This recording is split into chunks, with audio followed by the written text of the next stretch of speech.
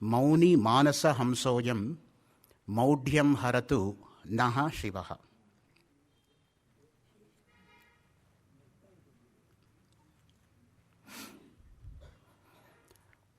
ಪರಮಪೂಜ್ಯರಾದಂತಹ ಶ್ರೇಷ್ಠ ವಾಗ್ಮಿಗಳು, ಚಿಂತಕರು, ಅನುವಾದಕರು, ಸಂಘಟಕರು, ಪ್ರಗಲ್ಭ ವಿದ್ವಾಂಸರು,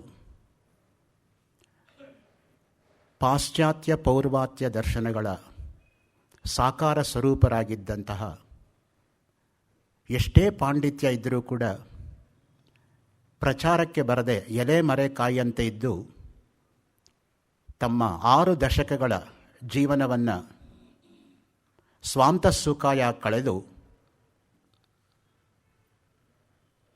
ಅನೇಕ ಕೃತಿರತ್ನಗಳನ್ನು ನಮಗೆ ನೀಡಿ ಕಣ್ಮರೆಯಾದಂತಹ ಶ್ರೇಷ್ಠ ವಿದ್ವಾಂಸರು ಶ್ರೀ ಶೇಷ ನವರತ್ನ ಅವರು. 3 ವರ್ಷದ ಕೆಳಗೆ ನಡೆದಂತಹ ಘಟನೆ ಒಂದು ನನ್ನ ನೆನಪಾಗತ್ತೆ. ನಾಡೋಜ ಡಾಕ್ಟರ್ ಎಸ್.ಆರ್. ರಾಮಸ್ವಾಮಿಯವರು ಶೇಷ ನವರತ್ನ ಅವರ ಫೋನ್ ನಂಬರ್ ಇದ್ದರೆ ಕೊಡಿ, ನಾನು ಅವರನ್ನು ಕಾಂಟ್ಯಾಕ್ಟ್ ಮಾಡಿ ಒಂದು ಸಪ್ತಾಹ ಕಾರ್ಯಕ್ರಮವನ್ನು ಗೋಖಲೆ ಸಾರ್ವಜನಿಕ ಸಂಸ್ಥೆಯಲ್ಲಿ ಏರ್ಪಡಿಸಬೇಕು ಅಂತಿದ್ದೀನಿ ಅಂತ ಹೇಳಿದರು. ನಾ ಹೇಳಿದೆ, ಈಗ ಅವರು ಇಲ್ಲ ನಮ್ಮ ಜೊತೆ ಅಂತ. ಅವರಿಗೆ ಆಗ ಆಶ್ಚರ್ಯ ಆಯಿತು. ಅಯ್ಯೋ, ಯಾಕೆ ಈ ಥರ ಆಯಿತು, ನಾನು ಮಾಡಬೇಕು ಅಂತಿದ್ನಲ್ಲ, ಅದು ಆಗಲಿಲ್ವಲ್ಲ ಆ ಕಾರ್ಯಕ್ರಮ ಅಂತ ಅವರ ಮನಸ್ಸಿನಲ್ಲಿ ಸ್ವಲ್ಪ ದುಃಖವನ್ನು ವ್ಯಕ್ತಪಡಿಸಿದರು. ಅದೇ ಶೇಷ ನವರತ್ನ ಅವರ ಸಹಪಾಠಿಗಳು ಮತ್ತು ಸಹೋದ್ಯೋಗವನ್ನು ಇಟ್ಕೊಂಡಿದ್ದಂತಹ ಅನೇಕ ಹಿರಿಯ ವಿದ್ವಾಂಸರು ಅವರ ಬಗ್ಗೆ ಎಂತಹ ಒಳ್ಳೆಯ ಅಭಿಪ್ರಾಯವನ್ನು ಇಟ್ಕೊಂಡಿದ್ದರು ಅಂದರೆ, ಅದು ಜನರಿಗೆ, ಜನಸಾಮಾನ್ಯರಿಗೆ ತಲುಪೋದು ಹೇಗೆ ಎಂಬತಕ್ಕಂಥ ಯೋಚನೆ ಬಂದಾಗ ಶೇಷ ನವರತ್ನ ಅವರ ಒಡನಾಟಿಗಳಾದಂತಹ, ಅವರ ಶಿಷ್ಯರು ನಾನು ಅಂತ ಹೇಳಿಕೊಳ್ತಕ್ಕಂತಹ ಮಲೇಬೆನ್ನೂರಿನ ಖ್ಯಾತ ಉದ್ಯಮಿಗಳು, ಚಾರ್ಟೆಡ್ ಅಕೌಂಟೆಂಟರು, ಶ್ರೀಧರ ಸ್ವಾಮಿಗಳ ಅನನ್ಯ ಭಕ್ತರು ಹಾಗೂ ಶೇಷ ನವರತ್ನ ಅವರ ಕಿರು ಕಾದಂಬರಿ ಪಥಗಾಮಿ ಗ್ರಂಥವನ್ನು ಅಚ್ಚು ಮಾಡೋದಕ್ಕೆ ಸಹಾಯ ಮಾಡಿದವರು ಮಲೇಬೆನ್ನೂರಿನ ಶ್ರೀ ನಾಗೇಶಪ್ಪ ಅವರು. ಅವರು ಎಸ್ ಆರ್ ರಾಮಸ್ವಾಮಿಗಳ ಹತ್ರ ಮತ್ತು ಕರ್ಮಯೋಗಿ ಸನ್ಮಿತ್ರ ಶ್ರೀ ಬಿ ಎಸ್ ರಾಮು ಅವರ ಹತ್ರ ಮಾತಾಡಿ ಅವರ ಸಮಸ್ತವಾಗಿರತಕ್ಕಂತಹ ಜೀವನ ಸಾಧನೆ ಕೃತಿಗಳು ಅದನ್ನು ಕುರಿತು ಒಂದು ಕಾರ್ಯಕ್ರಮ ಆಗಬೇಕು ಅಂತ ಭಿನ್ನವಿಸಿಕೊಂಡಾಗ ಕೂಡಲೇ ರಾಮಸ್ವಾಮಿಗಳು ಹಾಗೂ ರಾಮು ಅವರು ಅದಕ್ಕೆ ಒಪ್ಪಿಗೆಯನ್ನು ಸೂಚಿಸಿ 4 ದಿನಗಳ ಕಾರ್ಯಕ್ರಮವನ್ನು ಏರ್ಪಾಡು ಮಾಡೋದಕ್ಕೆ ಅವಕಾಶ ಮಾಡಿಕೊಟ್ರು. ಆ ಕಾರ್ಯಕ್ರಮದ ಫಲ ಇಂದು ಸಾಕಾರ ರೂಪವನ್ನು ತಾಳ್ತಾ ಇದೆ. ಇವತ್ತಿಂದ ಹಿಡಿದು 4 ದಿನಗಳ ಕಾಲ ಶ್ರೀ ಶೇಷ ನವರತ್ನ ಅವರ ಜೀವನ, ಬದುಕು, ಕೃತಿಗಳು ಅದನ್ನು ಕುರಿತು ಯಥಾಮತಿ ಯಥಾಶಕ್ತಿ ತಮ್ಮ ಹತ್ರ ಹಂಚ್ಕೊಳ್ತಕ್ಕಂಥ ಪ್ರಾಮಾಣಿಕ ಪ್ರಯತ್ನವನ್ನು ಮಾತ್ರ ಮಾಡ್ತಾ ಇದ್ದೀನಿ. ಯಾಕೆಂದರೆ ಅವರ ಎಲ್ಲ ಕೃತಿಗಳಿಗೂ ಕೂಡ ನಾನು ಜಸ್ಟಿಸ್ ಮಾಡೋಕ್ಕಾಗೋದಿಲ್ಲ ನಿಯಮಿತವಾಗಿರ್ತಕ್ಕಂಥ ಕಾಲದಲ್ಲಿ. ಅವರ ಒಂದೊಂದು ಗ್ರಂಥವೂ ಒಂದೊಂದು ಉದ್ಗ್ರಂಥವೇ, ಒಂದೊಂದು ಗ್ರಂಥಕ್ಕೂ PhD ದೊರೆಯಬೇಕಾಗಿತ್ತು. ಹಾಗಿರುವಾಗ ನಾನು ಈ ಅಲ್ಪವಾಗಿರ್ತಕ್ಕಂಥ ಸಮಯದಲ್ಲಿ ಏನು ಹೇಳ್ತೀನೋ ಅದು ಕೇವಲ ಒಂದು ಸೂಚ್ಯಾಂಶ ಆಗತ್ತೆ ಹೊರತು, ಪಾಕ್ಷಿಕವಾಗಿರ್ತಕ್ಕಂಥ ನೋಟ ಆಗತ್ತೆ ಹೊರತು, ಸಮಗ್ರವಾಗಿರ್ತಕ್ಕಂತಹ ಅವರ ಕೃತಿಗಳ ಮೌಲ್ಯಮಾಪನ ಅಂತಾಗಲಿ ಅದರ ಬಗ್ಗೆ ಬೆಳಕು ಚೆಲ್ತೀನಿ ಅಂತಾಗಲಿ ದಯವಿಟ್ಟು ತಾವು ಭಾವಿಸ್ಕೋಬಾರ್ದು. ನನಗೆ ಅವರ ಬಗ್ಗೆ ಇದ್ದಂತಹ ಗೌರವ, ನಾನು ಅವರನ್ನು ನೋಡೋಕ್ಕಾಗದೇ ಇರತಕ್ಕಂತಹ ಒಂದು ಕಾಳಜಿ, ಅದರಿಂದ ನನ್ನ ಅಲ್ಪಮತಿಗೆ ಏನು ತೋರುತ್ತೋ ಅದನ್ನು ಮಾತ್ರ ತಮ್ಮ ಹತ್ರ ಹಂಚಿಕೊಳ್ಳೋ ಪ್ರಾಮಾಣಿಕ ಪ್ರಯತ್ನವನ್ನು ಮಾಡ್ತಾ ಇದ್ದೀನಿ. ಶೇಷ ನವರತ್ನ ಅವರು ಪತ್ನಿ ಶ್ರೀಮತಿ ಸಾರಿಕಾ ನವರತ್ನ ಅವರು ಇವತ್ತಿಲ್ಲಿ ನಮ್ಮ ಮಧ್ಯೆ ಆಸೀನರಾಗಿದ್ದಾರೆ. ಹಾಗೆಯೇ IG Infotech private limited team leader ಆಗಿ ಕಾರ್ಯನಿರ್ವಹಿಸಿ ಸ್ಕಾಟ್ಲೆಂಡ್, ಲಂಡನ್, ಅಮೆರಿಕ ದೇಶಗಳಲ್ಲಿ ಸಂಚರಿಸಿರ್ತಕ್ಕಂತಹ ಅವರ ಸುಪುತ್ರ ನೀರಜ್ ನಯನ್ ನವರತ್ನ ಅವರು ಕೂಡ ಇವತ್ತು ನಮ್ಮೊಂದಿಗೆ ಇಲ್ಲಿದ್ದಾರೆ. ದಾವಣಗೆರೆಯ ಇಂಜಿನಿಯರಿಂಗ್ ಕಾಲೇಜಿನಿಂದ ಮೆಕ್ಯಾನಿಕಲ್ ಡಿವಿಷನಲ್ಲಿ BE ಪದವಿ ಪಡೆದು ಈಗ ಗೃಹಿಣಿಯಾಗಿ ಸಾಂಸಾರಿಕ ಹೊಣೆ ಹೊತ್ತಿರತಕ್ಕಂತಹ ಆದರ್ಶ ಸೊಸೆ ಶ್ರೀಮತಿ ಮಾನಸ ನವರತ್ನ ಅವರು ಕೂಡ ಇವತ್ತು ನಮ್ಮೊಂದಿಗಿದ್ದಾರೆ. ಶೇಷ ನವರತ್ನ ಅವರ ಮುದ್ದಾದ ಮೊಮ್ಮಕ್ಕಳಾದ ಮಯೂರ್ ನವರತ್ನ ಹಾಗೂ ಸಮೀರ್ ನವರತ್ನ ಅವರು ಕೂಡ ಇವತ್ತು ನಮ್ಮೊಂದಿಗಿದ್ದಾರೆ. ಇಷ್ಟು ಜನ ಕುಟುಂಬವನ್ನು ಅಗಲೋದರ ಜೊತೆಗೆ ಅಪಾರ ಶಿಷ್ಯವರ್ಗ, ಆತ್ಮೀಯ ಸ್ನೇಹಿತರನ್ನು, ಅಭಿಮಾನಿಗಳನ್ನು ಶ್ರೀ ಶೇಷ ನವರತ್ನ ಅವರು ಅಗಲಿದ್ದಾರೆ. ಅವರಲ್ಲಿ ಅನೇಕರು ಇಂದು ದೂರದ ಊರುಗಳಿಂದಲೂ ಸಹ ಇಲ್ಲಿ ಬಂದು ಆಸೀನರಾಗಿದ್ದಾರೆ. ಅವರೆಲ್ಲರಿಗೂ ನಾನು ಆಭಾರಿಯಾಗಿದ್ದೇನೆ.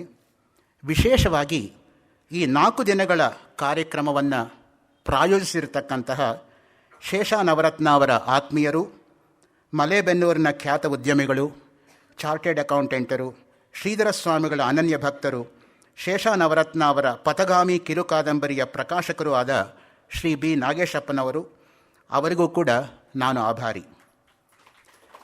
ಗೋಖಲೆ ಸಾರ್ವಜನಿಕ ಸಂಸ್ಥೆಯ ಕಾರ್ಯದರ್ಶಿಗಳಾದಂತಹ ನಾಡೋಜ ಡಾಕ್ಟರ್ SR ರಾಮಸ್ವಾಮಿಯವರಿಗೂ, ಕರ್ಮಯೋಗಿ ಸನ್ಮಿತ್ರ ಶ್ರೀ BS ರಾಮು ಅವರಿಗೂ ನನ್ನ ನಮನಗಳು. ಈ 4 ದಿನಗಳ ಉಪನ್ಯಾಸ ಮಾಲಿಕೆಯನ್ನು ಪ್ರಾಯಶಃ ಶ್ರೀಮತಿ ಸಾರಿಕಾ ನವರತ್ನ ಅವರ ಈ ಮಾತುಗಳಿಂದಲೇ ಪ್ರಾರಂಭಿಸಲು ಇಷ್ಟಪಡುತ್ತೇನೆ. ರಂಗನಾಥ್ ನವರತ್ನ, ರಾಧಾಬಾಯಿ ನವರತ್ನ 4 ಜನ ಮಕ್ಕಳಲ್ಲಿ 2ನೆಯವರು ಶೇಷ ನವರತ್ನ. ನವಲಗುಂದದಲ್ಲಿ 1950 ಮೇ 5 ಜನನ. ಧಾರವಾಡದಲ್ಲಿ ವಿದ್ಯಾಭ್ಯಾಸ. SSLCಯಲ್ಲಿ ಇರುವಾಗಲೇ ತಂದೆಯ ಅಕಾಲಿಕ ಮರಣ. ತಾಯಿ ರಾಧಾಬಾಯಿ ಸಂಸಾರದ ಜವಾಬ್ದಾರಿ ಹೊತ್ತು ಮಕ್ಕಳನ್ನು ಬೆಳೆಸಿದರು. ಅವರಿಗೆ ವಿದ್ಯೆ, ಸಂಸ್ಕಾರಗಳನ್ನು ಕೊಟ್ಟು ಬೆಳೆಸಿದರು. ತಾಯಿ ಮಗನ ಪ್ರೀತಿ, ವಾತ್ಸಲ್ಯ ಆತ್ಮೀಯವಾಗಿತ್ತು. ಧಾರವಾಡದ ವಿದ್ಯಾರಣ್ಯ ಹೈಸ್ಕೂಲು ಮತ್ತು ಕರ್ನಾಟಕ ಕಾಲೇಜು, ಕರ್ನಾಟಕ ವಿಶ್ವವಿದ್ಯಾಲಯಗಳಲ್ಲಿ ಶಿಕ್ಷಣವು ಸಂಪನ್ನಗೊಂಡಿತು. ಅವರ ಅಪಾರ ಜ್ಞಾನ, ನುಡಿಯಿಂದ ಬರುವ ಮಾತುಗಳು, ಅವರ ಹೃದಯ ಮಿಡಿಯುವ ಕಾವ್ಯ ಚಿಕ್ಕಂದಿನಿಂದಲೇ ಎಲ್ಲರ ಮನಸ್ಸನ್ನು ಕೂಡ ಸೂರೆಗೊಳ್ಳುತ್ತಿತ್ತು. ಕೂಡ್ಲಗಿ ಸರ್ಕಾರಿ ಕಾಲೇಜಿನಲ್ಲಿ ಉಪನ್ಯಾಸಕರೆಂದು ನೇಮಕವಾದರು. ಸುಮಾರು 31 ವರ್ಷಗಳ ಕಾಲ ಕೆಲಸ ಮಾಡಿದರು. ಚಿಕ್ಕಜಾಜೂರಲ್ಲಿ ಪ್ರಾಂಶುಪಾಲರಾಗಿಯೂ ಸೇವೆ ಸಲ್ಲಿಸಿದರು. ಸದಾ ಬರವಣಿಗೆ, ಉಪನ್ಯಾಸ, ತತ್ವಜ್ಞಾನದ ಚರ್ಚೆಗಳಲ್ಲಿ ತೊಡಗುತ್ತಿದ್ದರು. ಡಿಸೆಂಬರ್ 14, 2013 ಅವರ ಆತ್ಮ ದೇವರಲ್ಲಿ ಲೀನವಾಯಿತು. ನಮ್ಮ ಮನದಲ್ಲಿ ಇಂದಿಗೂ ನಂದಾದೀಪವಾಗಿ ಬೆಳಗುತ್ತಿದ್ದಾರೆ. ಧ್ವನಿ, ಶಬ್ದ ಮತ್ತು ಭಾವದಲ್ಲಿ ಹೃದಯವನ್ನೇ ತೆರೆದು ಅಂತಃಕರಣದ ಅಮೃತ ಸಿಂಚನ ಮಾಡುತ್ತಿದ್ದ ಶೇಷ ನವರತ್ನ ಇಂದು ಲೌಕಿಕವಾಗಿ ಸ್ತಬ್ಧವಾಗಿರಬಹುದು. ಆದರೆ ಅವರು ಕನ್ನಡ ಸಾಹಿತ್ಯ ಲೋಕಕ್ಕೆ ಬಿಟ್ಟು ಹೋದ ಅಮೂಲ್ಯ ಅಪಾರವಾದ ವಿದ್ವತ್ಪೂರಿತ ಅಕ್ಷರಗಳು ಅಕ್ಷಯವಾಗಿದೆ ಎಂಬ ಸಮಾಧಾನ ನನಗಿದೆ. ನಿರಂತರ ಸೃಜನ ಶಕ್ತಿಯ ಪ್ರತೀಕವಾಗಿದ್ದ ಶೇಷ ನವರತ್ನ ಅವರು ಅಧ್ಯಾತ್ಮ, ಸಂಸ್ಕೃತಿ, ಕಾವ್ಯ, ಸಾಹಿತ್ಯಕ್ಕೆ ಅಪಾರ ಕಾಣಿಕೆಯನ್ನು ನೀಡಿದ್ದಾರೆ. ವೇದಗಳ ಬಗ್ಗೆ ಬೆರಳೆಣಿಕೆಯಲ್ಲಿ ಅರ್ಥ ಮಾಡಿಕೊಂಡವರ ಸಾಲಿನಲ್ಲಿ ಇವರೂ ಸಹ ಒಬ್ಬರು. ಅವರ ವಾಂಗ್ಮಯದ ತಪಸ್ಸಿನ ಫಲವೇ ಅಥರ್ವ ವೇದದ ಭಾಷ್ಯ ಎಂದು ವೇದ ಭಾಷ್ಯ ಪ್ರಕಾಶನ ಸಮಿತಿಯ ಪ್ರಕಾಶಕರು ಹಾಡಿ ಹೊಗಳಿದ್ದಾರೆ. ಅವರು ತಮ್ಮ ಶ್ರೀಮಂತ ವಿದ್ವತ್ತಿನ ಫಲವಾಗಿ ಕರ್ಮ ಸಿದ್ಧಾಂತ ಮತ್ತು ಪುನರ್ಜನ್ಮ, ಮಹಾಭಾರತದಲ್ಲಿ ಧರ್ಮ, ಜಾಗತಿಕ ಧರ್ಮಗಳು, ಮನುಸ್ಮೃತಿ, 4 ವೇದಗಳು, ನಿರ್ಣಯ ಸಿಂಧು, ಹಿಂದೂ ಧರ್ಮದ ವಿರಾಟ್ ಸ್ವರೂಪ ಈ ಮುಂತಾದ ಕಾಣಿಕೆಗಳನ್ನು ಕನ್ನಡ ಸಾರಸ್ವತ ಲೋಕಕ್ಕೆ ಸಮರ್ಪಿಸಿದ್ದಾರೆ. ಅಪರೂಪದ ಪ್ರತಿಭೆ ಅವರಲ್ಲಿದ್ದರೂ ಕೂಡ ಎಲೆಮರೆ ಕಾಯಿಯಂತೆ ಬಾಳಿದರು ಅವರು. ಪ್ರತಿಭಾ ಪುರಸ್ಕೃತರಾದ ಅವರು ಪ್ರಶಸ್ತಿಗಳಿಗೆ ಸೊಪ್ಪು ಹಾಕದೆ ದೂರ ಉಳಿದು ತಮ್ಮ ಬರವಣಿಗೆಯಲ್ಲಿ ಸದ್ದಿಲ್ಲದೆ ತೊಡಗಿಸಿಕೊಂಡಿದ್ದರು. 4 ವೇದಗಳನ್ನು ಅಭ್ಯಸಿಸಿ ಅದರ ಬಗ್ಗೆ ಆಮೂಲಾಗ್ರವಾಗಿ ಬರೆದು ಕನ್ನಡ ಜನರಿಗೆ ವೇದಗಳಲ್ಲಿ ಏನಿದೆ ಎಂಬುದನ್ನು ತೋರಿಸಿಕೊಟ್ಟಿದ್ದಾರೆ. ವೇದ, ವೇದಾಂಗ, ವೇದಾಂತ, ಧರ್ಮಶಾಸ್ತ್ರ, ಸಾಹಿತ್ಯ, ಕಾವ್ಯಗಳಲ್ಲಿ ಪ್ರಗಲ್ಭ ವಿದ್ವಾಂಸರಾದ ಶೇಷ ನವರತ್ನ ಅವರು ಬಹುಭಾಷಾ ಪಂಡಿತರು. ಕನ್ನಡ, ಮರಾಠಿ, ಹಿಂದಿ, ಸಂಸ್ಕೃತ, ಇಂಗ್ಲಿಷ್ ಭಾಷೆಗಳಲ್ಲಿ ಅವರಿಗೆ ಪರಿಣತಿ ಇತ್ತು. ಭಾರತೀಯ ಸನಾತನ ಧರ್ಮದ ಪ್ರಗಾಢವಾದ ಅಧ್ಯಯನ ಮಾಡಿದ ಶ್ರೀಯುತರು ಸಮಾನಾಂತರವಾಗಿ ಪಾಶ್ಚಾತ್ಯ ತತ್ವಶಾಸ್ತ್ರ, ಅಧ್ಯಾತ್ಮ ಹಾಗೂ ಸಾಹಿತ್ಯ ವಿಮರ್ಶೆಗಳನ್ನು ಅಭ್ಯಸಿಸಿದರು. ಸಾಮಾನ್ಯವಾಗಿ ಭಾರತೀಯ ತತ್ವಶಾಸ್ತ್ರದ ಪರಿಚಯ ಇರೋವರಿಗೆ ಪಾಶ್ಚಾತ್ಯ ತತ್ವಶಾಸ್ತ್ರದ ಪರಿಚಯ ಇರಲ್ಲ. ಅದಿರೋವ್ರಿಗೆ ಇದಿರಲ್ಲ, ಇದಿರೋವ್ರಿಗೆ ಅದಿರಲ್ಲ. ಎರಡೂ ಒಬ್ಬರಲ್ಲೇ ಸೇರಿಕೊಳ್ತಕ್ಕಂಥದ್ದು ನಿಜಕ್ಕೂ ಕೂಡ ಒಂದು ದೊಡ್ಡ ಕೊಡುಗೆ ಅದು. ವಿವೇಕಾನಂದರು ಹೇಳೋ ಹಾಗೆ, whatever is Indian accept it first and then question it. Whatever is foreign question it first and then accept it ಅಂತ. ಆ ರೀತಿಯಾಗಿ ಒಂದು ತೆರೆದ ಮನಸ್ಸಿನಿಂದ ಆನೋ ಭದ್ರಾ ಕೃತವೋ ಯಂತು ವಿಶ್ವತಃ ಅಂತ ಋಗ್ವೇದ ಸಾರೋ ಹಾಗೆ ಒಳ್ಳೆಯ ವಿಷಯಗಳು ಯಾವ ದಿಕ್ಕಿನಿಂದ ಬಂದರೂ ಕೂಡ ತೆಗೆದುಕೊಳ್ಳೋದಕ್ಕೆ ನಾವು ತಯಾರಾಗಿರಬೇಕು ಎಂಬತಕ್ಕಂಥ ಮನಪ್ರವೃತ್ತಿ ಶೇಷ ನವರತ್ನ ಅವರನ್ನು ಕೇವಲ ಭಾರತೀಯ ವಿದ್ವಾಂಸರು ಅಂತ ನಾನು ಪರಿಗಣಿಸೋದಿಲ್ಲ, ಅವರೊಬ್ಬ ವಿಶ್ವ ವಿದ್ವಾಂಸರು ಅಂತ ನಾನು ಪರಿಗಣಿಸ್ತೀನಿ. ಆ ಮಟ್ಟದಲ್ಲಿರ್ತಕ್ಕಂತಹ ಪಾರಂಪರಿಕ ಹಿನ್ನೆಲೆ ಇದ್ದರೂ ಕೂಡ ಆಧುನಿಕತೆಯನ್ನು ಅದರ ಜೊತೆಗೆ ಸೇರಿಸಿಕೊಂಡು ಕಾಳಿದಾಸ ಒಂದು ಮಾತು ಹೇಳ್ತಾನೆ ಮಾಲವಿಕಾಗ್ನಿಮಿತ್ರ ನಾಟಕದ 1ನೇ ಅಂಕದ 13ನೇ ಶ್ಲೋಕದಲ್ಲಿ, ಪುರಾಣಮಿತ್ಯೇವ ನಸಾದು ಸರ್ವಂ ನಚಾಪಿ ಕಾವ್ಯಂ ನವಮಿತ್ಯವದ್ಯಂ ಸಂತಹ ಪರೀಕ್ಷೆ ಅನ್ಯತರದ್ ಭಜಂತೆ ಮೂಢ ಪರಪ್ರತ್ಯೇನೆಯ ಬುದ್ಧಿ ಅಂತ. ಹಿಂದೆ ಹೇಳಿದ್ದೆಲ್ಲ ಒಳ್ಳೆಯದು ಅಂತ ಚಾಚು ತಪ್ಪದೆ ಒಪ್ಕೋಬೇಕಾಗಿಲ್ಲ, ಹೊಸದಾಗಿ ಹೇಳಿದ್ದೆಲ್ಲ ತಪ್ಪು ಅಂತ ತಳ್ಳಿ ಹಾಕೋ ಹಾಗೂ ಇಲ್ಲ. ನೀನು ನಿನ್ನ ವಿವೇಚನೆಯನ್ನು ಉಪಯೋಗಿಸಪ್ಪ, ಯಾವುದು ಒಳ್ಳೆಯದೋ ಅದನ್ನು ಸ್ವೀಕರಿಸು, ಇಲ್ಲದೆ ಹೋದರೆ ಬಿಟ್ಬಿಡು. ಅದನ್ನು ಮುಖ್ಯವಾಗಿ ನವರತ್ನ ಅವರು ತಮ್ಮ ಜೀವನದಲ್ಲಿ ಅಕ್ಷರಶಃ ಪರಿಪಾಲನೆ ಮಾಡಿದರು. ಅವರು ಬೇಕು ಅಂದರೆ ಯಾವ ಪ್ರಶಸ್ತಿಯನ್ನು ಬೇಕಾದರೂ ಪಡ್ಕೋಬೋದಾಗಿತ್ತು, ಆದರೆ ಆ ಕಡೆ ಅವರಿಗೆ ಗಮನ ಇರಲಿಲ್ಲ. ಕಾಳಿದಾಸ ಒಂದು ಮಾತು ಹೇಳ್ತಾನೆ, ನ ರತ್ನ ಮನ್ವಿಷ್ಯತಿ ಮೃಗ್ಯತೆ ಹಿ ತತ್ ಅಂತ. ರತ್ನ ಯಾರನ್ನು ಹುಡ್ಕೊಂಡು ಹೋಗಲ್ಲ, ಬೇರೆಯವರೇ ರತ್ನವನ್ನು ಹುಡ್ಕೊಂಡು ಬರ್ತಾರೆ. ಅವ್ರು ಯಾರೋ? ಶೇಷ ನವರತ್ನ. ಬರೀ ರತ್ನ ಅಲ್ಲ, ನವರತ್ನಗಳು ಒಟ್ಟಿಗೆ ಸೇರಿಕೊಂಡಿದೆ. ನೀವು ಇಮ್ಯಾಜಿನ್ ಮಾಡ್ಕೋಬೋದು ಎಂತಹ ಉದಾತ್ತವಾಗಿರ್ತಕ್ಕಂಥ ವ್ಯಕ್ತಿತ್ವ. Simple living and high thinking. ಈಗ ನಾವೆಲ್ಲ high living and simple thinking, ಅದಕ್ಕೆ ವಿರುದ್ಧವಾಗಿದ್ದವರು ನವರತ್ನ ಅವರು. ನುಡಿದಂತೆ ನಡೀತಕ್ಕಂಥವರು, ನಡೆದಂತೆ ಬೇರೆಯವರಿಗೆ ಮಾರ್ಗದರ್ಶನ ಮಾಡ್ತಕ್ಕಂಥವರಿಗೆ ಆಚಾರ್ಯ ಎಂಬತಕ್ಕಂಥ ಮಾತಿದೆ ನಮ್ಮಲ್ಲಿ. ಆಚಿನೋತಿ ಶಾಸ್ತ್ರಾರ್ಥಾನ್ ಆಚಾರ್ಯ ಸ್ಥಾಪಯತ್ಯಪಿ ಸ್ವಯಂ ಆಚರತೆ ಯಸ್ತು ಸತು ಆಚಾರ್ಯ ಇತಿ ಶ್ರುತಃ. ಆಚಾರ್ಯ ಪುರುಷರವರು ಬರೀ ಉಪಾಧ್ಯಾಯರು ಅಂತ ನಾನು ಹೇಳೋದಿಲ್ಲ, ಅವರು ಆಚಾರ್ಯ ಪುರುಷರಾಗಿ ನಮ್ಮ ಮುಂದೆ ಎಂದೆಂದಿಗೂ ಕೂಡ ಇರ್ತಾರೆ. ಅಧ್ಯಾತ್ಮ, ಸಾಹಿತ್ಯ ವಿಮರ್ಶೆಗಳು, ಪಾಶ್ಚಾತ್ಯ ತತ್ವಶಾಸ್ತ್ರ ಅಭ್ಯಸಿಸಿ ಹೊಸಪೇಟೆ, ಬೆಂಗಳೂರು, ಮಂಗಳೂರು, ಉಡುಪಿ, ಧಾರವಾಡ ಅಲ್ಲದೆ ಬಳ್ಳಾರಿಯ ಸುತ್ತಮುತ್ತ ಇರತಕ್ಕಂತಹ ಇವರು ಮಾಡಿದ ಉಪನ್ಯಾಸಗಳು ಅಸದೃಶ ವಾಗ್ವೈಖರಿಗೆ ಜ್ವಲಂತ ಸಾಕ್ಷಿಯಾಗಿದೆ. ಇವರ ವಿದ್ವಜ್ಜನ ಮಾನ್ಯವಾದ ಅಗಾಧ ಪ್ರತಿಭೆಯನ್ನು ಮನ್ನಿಸಿ ಕಂಪ್ಲಿ ಶ್ರೀ ಗುರುಮಠದ ಪ್ರಭುಸ್ವಾಮಿಗಳು ಇವರಿಗೆ ವೇದಾಂತ ರತ್ನ ಎಂಬ ಬಿರುದು ನೀಡಿ ಸನ್ಮಾನಿಸಿದ್ದಾರೆ. ಉಜ್ಜಯಿನಿಯ ಹಿಂದಿನ ಶ್ರೀಗಳು ತಮ್ಮ ಆಸ್ಥಾನದ ಕಾಳಿದಾಸ ಅಂತ ಪ್ರೀತಿಪೂರ್ವಕವಾಗಿ ಕರೀತಾ ಇದ್ರಂತೆ. ಇನ್ನು ಇದಕ್ಕಿಂತ ಇನ್ಯಾವ ಟೈಟಲ್ ಬೇಕು? ನಮ್ಮ ರಾಷ್ಟ್ರಕವಿ ಅಂದರೆ ಕಾಳಿದಾಸ. ಕಾಳಿದಾಸ ಅಂದರೆ ರಾಷ್ಟ್ರಕವಿ. ಮಹಾಕಾವ್ಯ ಬೇಕಾ, ಖಂಡಕಾವ್ಯ ಬೇಕಾ, ದೂತಕಾವ್ಯ ಬೇಕಾ, ನಾಟಕ ಬೇಕಾ, ಯಾವುದಿದ್ರೂ ಕೂಡ ಕಾಳಿದಾಸ ಮುಂಚೂಣಿಯಲ್ಲಿ ನಿಲ್ತಕ್ಕಂತಹ ವಿದ್ವಾಂಸ. ಆ ರೀತಿಯಾಗಿ ನಿಮಗೆ ವಿಮರ್ಶೆ ಬೇಕಾ, ಅನುವಾದ ಬೇಕಾ, ಸ್ವಂತ ಕೃತಿಗಳು ಬೇಕಾ, ಕವಿತ್ವ ಬೇಕಾ, ಭಾಷಣ ಬೇಕಾ, ಎಲ್ಲವೂ ಇದ್ದಂತಹದ್ದು ನವರತ್ನ ಅವರಲ್ಲಿ. ಆ ದೃಷ್ಟಿಯಿಂದನೇ 20ನೇ ಶತಮಾನದ ಕಾಳಿದಾಸ ನವರತ್ನ ಅಂದರೆ ಅತಿಶಯೋಕ್ತಿಯಲ್ಲ. ಆಸ್ಥಾನದ ಕಾಳಿದಾಸ ಎಂಬುದಾಗಿ ಪ್ರೀತಿಪೂರ್ವಕವಾಗಿ ಉಜ್ಜಯಿನಿಯ ಶ್ರೀಗಳು ಕರೀತಾ ಇದ್ದರು. ಅಥರ್ವ ವೇದದ ಭಾಷ್ಯವನ್ನು ಬರೆದು ಬೆಂಗಳೂರಿನ ವೇದ ಪ್ರಕಾಶ ಸಮಿತಿ ಪಂಡಿತ ಸುಧಾಕರ್ ಚತುರ್ವೇದಿ ಅವರಿಂದ ಸನ್ಮಾನ ಹಾಗೂ ಪ್ರಶಸ್ತಿಯನ್ನು ಪಡೆದರು. ನಿಮಗೆಲ್ಲ ಗೊತ್ತಿರೋ ಹಾಗೆ ಶತಾಯುಷಿಗಳು ಸುಧಾಕರ್ ಚತುರ್ವೇದಿಯವರು.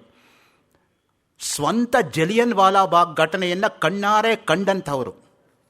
ನಾನು ಅವರ ಮನೆಗೆ ಹೋದ ವರ್ಷ ಹೋದಾಗ ಹೇಳಿದರು, ಜನರಲ್ ಡಯರ್ ಇಲ್ಲಿ ನಿಂತಿದ್ದ, ಅವನು ಈ ರೀತಿ ಫೈರ್ ಮಾಡ್ದ, ಇಷ್ಟು ಜನ ಸತ್ತರು, ನಾನು ಬ್ಯಾಟಲ್ ಫೀಲ್ಡಲ್ಲಿದ್ದೆ ಅಂತ. ಯಾವ ವರ್ಷ? 1919.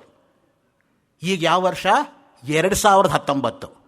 100 ವರ್ಷಗಳ ಹಿಂದೆ ಪಂಜಾಬಲ್ಲಿ ನಡೆದಿರ್ತಕ್ಕಂಥ ಘಟನೆಯನ್ನು ಇವತ್ತೂ ಕೂಡ ನೆನಪಿಟ್ಕೊಂಡು ಹೇಳಬೇಕಾದ್ರೆ ಅವರ ಒಂದು ಮೇಧಾಶಕ್ತಿ ಏನು ಹೇಳಬೇಕು. ಅಂಥವರಿಂದ ಪುರಸ್ಕೃತರಾದವರು ಶೇಷಾನವರತ್ನ ಅವರು. ಸಾಮಾನ್ಯರಿಂದ ಅಲ್ಲ, ಅಸಾಮಾನ್ಯರಿಂದ ಅಸಾಮಾನ್ಯರಿಗೆ ಪುರಸ್ಕಾರ ದೊರೆತಿರ್ತಕ್ಕಂಥದ್ದು ವಿಶೇಷ ಇಲ್ಲಿರ್ತಕ್ಕಂಥದ್ದು. ವಿವಾಹವಾಗಲಿ ವಿವಾದವಾಗಲಿ ಸರಿಸಮಾನರಲ್ಲಿ ಶೋಭಿಸುತ್ತೆ ಹೊರತು ಅಸಮಾನರಲ್ಲ ಅಂತ ಒಂದು ಮಾತಿದೆ ಸಂಸ್ಕೃತದಲ್ಲಿ. ವಿವಾಹಶ್ಚ ವಿವಾದಶ್ಚ ಸಮಯೋರೇವ ಶೋಭತೆ. High school experiment, water finds its own level. ಹಾಗೆಯೇ people also find their own level. ಯಾರಿಗೂ ಕೂಡ ತಮಗಿಂತ ವ್ಯತಿರಿಕ್ತವಾಗಿರ್ತಕ್ಕಂಥ ಒಂದು ಸಂಪೂರ್ಣವಾಗಿ ಅರ್ಥ ಮಾಡ್ಕೊಳ್ಳೋಕ್ಕಾಗಲ್ಲ. ಯಾರನ್ನಾದ್ರೂ ಅರ್ಥ ಮಾಡ್ಕೋಬೇಕಾದ್ರೆ ನಿನಗೆ ಸ್ವಲ್ಪ ಮಟ್ಟಕ್ಕಾದರೂ ಆ ಮಟ್ಟ ಹತ್ತತಕ್ಕಂಥ ಪ್ರಯತ್ನವಾದರೂ ಇರಬೇಕು.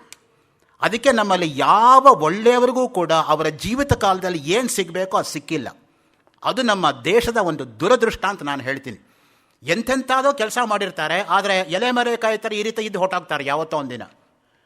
ಆಮೇಲೆ ಯಾವಾಗಲೂ ಆದರೆ ಸ್ಮರಣೆ ಆಗತ್ತೆ, ಇಲ್ದವ್ರು ಅದೂ ಇಲ್ಲ. ಹಾಗೆ ಎಷ್ಟೋ ಜೀವನಗಳು ಕಳೆದು ಹೋಗಿಬಿಡತ್ತೆ ನೋಡಿ. ಧಾರವಾಡದ ಕರಂಡೀಕರ್ ಚಾರಿಟಬಲ್ ಟ್ರಸ್ಟ್ ವತಿಯಿಂದ ಪ್ರಶಸ್ತಿ, ಉಜ್ಜಯಿನಿಯ ಸದ್ಧರ್ಮ ಪೀಠದ ಶ್ರೀಗಳಿಂದ ಆಶೀರ್ವಾದ ಪುರಸ್ಕಾರ ಸನ್ಮಾನ ಪ್ರಶಸ್ತಿ, ಡಾಕ್ಟರ್ ತಿಮ್ಮಾರೆಡ್ಡಿ ಫೌಂಡೇಶನ್ ದಾವಣಗೆರೆ ಅವರಿಂದ ಪ್ರಶಸ್ತಿ ಸನ್ಮಾನ ಹಾಗೂ ಅನೇಕ ಸಂಘ ಸಂಸ್ಥೆಗಳು ಸನ್ಮಾನ ಪ್ರಶಸ್ತಿ ಇತ್ತು ಶೇಷಾನವರತ್ನ ಅವರನ್ನು ಗೌರವಿಸಿದ್ದಾರೆ.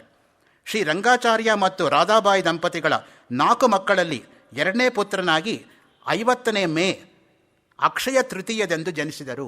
ಎಂಥ ಒಳ್ಳೆಯ ದಿನ ನೋಡಿ. ಅಕ್ಷಯ ತೃತೀಯ ಅಂದರೆ ಸಾಮಾನ್ಯವಲ್ಲ. ಮಹಾತ್ಮರಿಗೆ ಮಾತ್ರ ಆ ಯೋಗ ಅನ್ನೋದು ಕೂಡಿ ಬರುತ್ತೆ. ಅದಕ್ಕೇ ಅಮೃತ ಯೋಗ ಅಂತ ಕರೀತಾರೆ. ನಿಜವಾಗ್ಲೂ ಕೂಡ ಅಮೃತ ಸದೃಶರಾಗಿರ್ತಕ್ಕಂಥ ಪುತ್ರರಿಗೆ ಮಾತ್ರ ಅಮೃತ ಯೋಗದಲ್ಲಿ ಜನನ ಆಗೋಕ್ಕೆ ಸಾಧ್ಯ. ಇಲ್ಲದೆ ಹೋದರೆ ಕನಸು ಮನಸ್ಸಲ್ಲೂ ನೀವು ಅದನ್ನು ಎಕ್ಸ್ಪೆಕ್ಟ್ ಮಾಡೋದಕ್ಕಾಗೋದಿಲ್ಲ. ಶೇಷಾನವರತ್ನ ಅವರ ಶಿಕ್ಷಣ ಧಾರವಾಡದಲ್ಲೇ ಸಂಪನ್ನವಾಯಿತು ನೋಡಿ. ಸಾಂಸ್ಕೃತಿಕ ನಗರಿ ಅಂತೇನಾದರೂ ಇವತ್ತು ಕರ್ನಾಟಕದಲ್ಲಿದ್ದರೆ ಅದು ಧಾರವಾಡ. ಸಾಂಸ್ಕೃತಿಕ ನಗರಿಯಲ್ಲಿ ಹುಟ್ಟಿ ಜನಸಾಮಾನ್ಯರಿಗೆ ಭಾರತೀಯ ಸಂಸ್ಕೃತಿಯನ್ನು ಅವಿಸ್ಮರಣೀಯವಾಗಿ ಅನನ್ಯಾದೃಶವಾಗಿ ಅಚ್ಚಳಿಯದೆ ಮೂಡಿ ಉಣಬಯಸಿದವರು ನವರತ್ನ ಅವರು. ಚಿಕ್ಕ ವಯಸ್ಸಿನಲ್ಲೇ ಸಂಸ್ಕಾರಯುತವಾಗಿ ಬಂದ ಇವರ ಮೇಧಾ ವಿತಾನಕ್ಕೆ ಸಂಸ್ಕೃತ ಭಾಷೆ ತಾನಾಗಿ ಒದಗಿ ಬಂದಿತ್ತು. ಸಹಜವಾಗಿ ಸಂಸ್ಕೃತ ಜ್ಞಾನ ಅವ್ರಿಗಿದ್ದಿದ್ದು. ಹಂಗೆ ನೋಡಿದರೆ by profession he was an English professor. Sanskrit professor ಆಗಿ ಏನಿರಲಿಲ್ಲ ಅವರು. ಆದರೂ ಕೂಡ ಇವತ್ತು ಯಾವುದೇ ಸಂಸ್ಕೃತ ಪ್ರೊಫೆಸರ್ ಕೂಡ ಆ ರೀತಿ ಬರೆಯೋದಿರಲಿ, ಅವ್ರನ್ನ ಅರ್ಥ ಮಾಡಿಕೊಂಡ್ರೆ ಸಾಕಾಗಿದೆ. ಆ ಮಟ್ಟದಲ್ಲಿದ್ದಂಥ ಸಂಸ್ಕೃತ ಜ್ಞಾನ ಅವ್ರಿಗಿದ್ದಿದ್ದು. ಅದಕ್ಕೆ ಹೇಳೋದು, paper qualification is nothing when one has got God's blessings. ಭಗವಂತನ ಸಂಪೂರ್ಣವಾಗಿರ್ತಕ್ಕಂಥ ಆಶೀರ್ವಾದ ಅವ್ರಿಗೆ ಯಾರಿಗಿದೆಯೋ ಅವರಿಗೆ ಬಯೋಡೇಟಾ ಅಲ್ಲ. ನಮ್ಮ ತಂದೆ ಹೇಳೋ ಮಾತು ಜ್ಞಾಪಕ ಬರುತ್ತೆ, ಬಯೋಡೇಟಾ ಅಲ್ಲ ಅದು ಬಯೋಡೇಟಾ ಅಂತ. ಬಯೋಡೇಟಾ ಓದಿಸ್ಕೋಬೇಡ ಅಂತ.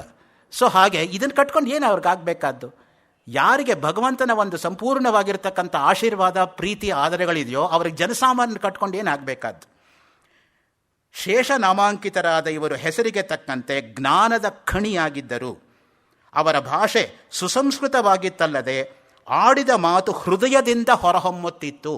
ಅದು ನೇರವಾಗಿ ಕಾಂಟ್ಯಾಕ್ಟ್ ಯಾವತ್ತೂ ಕೂಡ ಯಾವುದು ಹೃದಯದಿಂದ ಬರುತ್ತೋ ಅದು ನಿಷ್ಕಪಟವಾಗಿರ್ತಕ್ಕಂತಹ, ನಿರಾತಂಕವಾದ, ನಿರಾಳವಾಗಿರ್ತಕ್ಕಂಥ, ನೈಜವಾದ, ಸುಂದರವಾದ, ಆಪ್ಯಾಯಮಾನವಾದಂತಹ ಮಾತುಗಳು. ಅದಕ್ಕೆ ಅವರು ಹೃದಯದಿಂದ ಮಾತಾಡ್ತಾರೆ, ಮನಸ್ಸಿಂದ ಅಲ್ಲ ಅಂತ. ಅದಕ್ಕೆ ಹೇಳೋದು, ಮನಸ್ಸು ಅಂದರೆ ತಕ್ಷಣ ಕಲ್ಮಶಗಳು ಕೂಡ್ಕೊಂಡ್ಬಿಡತ್ತೆ. ಹೃದಯ ಯಾವಾಗಲೂ ಕೂಡ ಪ್ಯೂರ್ ಆಗಿರುತ್ತೆ ನೋಡಿ. ಮಹಾತ್ಮರಿಗೆ ಮನಸ್ಸೇಕಂ ವಚಸ್ಯೇಕಂ ಕರ್ಮಣ್ಯೇಕಂ ಮಹಾತ್ಮನಾಂ. ಭಗವದ್ಗೀತೆ ಭಗವಂತನ ವಾಣಿ. ಏನು ಯೋಚನೆ ಮಾಡ್ತಾರೋ ಅದನ್ನು ಬೇರೆಯವ್ರಿಗೆ ಕೊಡ್ತಾರೆ, ಏನು ಕೊಡ್ತಾರೋ ಆ ರೀತಿ ಆಚರಣೆ ಮಾಡ್ತಾರೆ ಜೀವನದಲ್ಲಿ. ಬರೀ ಹೇಳಕ್ಕೆ ಮಾತ್ರ ವೇದಾಂತ ಅಲ್ಲ, ರಾಧಾಕೃಷ್ಣನ್ ಒಂದು ಕಡೆ ಬರೀತಾರೆ, India has no dearth of philosophers but hardly we find practitioners. ಭಾರತದಲ್ಲಿ ವೇದಾಂತ ಬೋಧನೆ ಮಾಡೋರಿಗೇನು ಕಡಿಮೆ ಇಲ್ಲ, ಆದರೆ ಅನುಷ್ಠಾನ ತರ್ತಕ್ಕಂಥವ್ರು ಬಹಳ ಕಡಿಮೆ ಅಂತ. ಆ ತರಹ ನುಡಿದಂತೆ ನಡೆದವರು ನವರತ್ನ ಅವರು. ಅವರ ಮಧುರ ಗಂಭೀರ ಕಂಠ ಹಿರಿಯರಾಗಲಿ ಕಿರಿಯರಾಗಲಿ ಎಂಥವರನ್ನೂ ಕೂಡ ಮಂತ್ರಮುಗ್ಧವಾಗಿ ಮಾಡುತ್ತಿತ್ತು. ವಿದ್ಯಾರ್ಥಿ ದೆಸೆಯಿಂದಲೇ ಎಂಥ ಒಡನಾಟ ಅವರಿಗಿದ್ದಿದ್ದು. ದಾರಾ ಬೇಂದ್ರೆ, ಶಂಭಾ ಜೋಶಿ, ಬೆಟಗೇರಿ ಕೃಷ್ಣ ಶರ್ಮ ಮೊದಲಾದ ಖ್ಯಾತ ನಾಮರ ನಿರಂತರ ಸಂಪರ್ಕದಲ್ಲಿ ಸಾರ್ಥಕತೆಯನ್ನು ಅನುಭವಿಸಿದರು. 5 ದಶಕಗಳ ಹಿಂದೆ ಇದ್ದ ಧಾರವಾಡದ ಮಹಾಮಹೋಪಾಧ್ಯಾಯ ಬಾಲಚಂದ್ರ ಶಾಸ್ತ್ರಿಗಳು, ಜಾಲಿಹಾಳ್ ಶ್ರೀನಿವಾಸಾಚಾರ್ಯ ಮುಂತಾದ ಧೀಮಂತ ಸಂಸ್ಕೃತ ವಿದ್ವಾಂಸರ ಸಂಪರ್ಕದಲ್ಲಿ ಜ್ಞಾನದ ನೆಲೆಯನ್ನು ವಿಸ್ತರಿಸಿಕೊಂಡಿದ್ದರು. 31 ವರ್ಷ ಇಂಗ್ಲಿಷ್ ಉಪನ್ಯಾಸಕ ವೃತ್ತಿಯಲ್ಲಿ ಸಾರ್ಥಕತೆಯನ್ನು ಕಂಡು ಪ್ರಾಚಾರ್ಯರಾಗಿ ಸೇವೆ ಸಲ್ಲಿಸಿ ನಿವೃತ್ತರಾದರು. ಆಮೇಲೆ ದಾವಣಗೆರೆ ಡಾಕ್ಟರ್ ತಿಮ್ಮಾರೆಡ್ಡಿ ಕಾಲೇಜಿನಲ್ಲಿ ಇಂಗ್ಲಿಷ್ ವಿಭಾಗದ ಮುಖ್ಯಸ್ಥರಾಗಿಯೂ ಕೆಲಸ ಮಾಡಿದರು.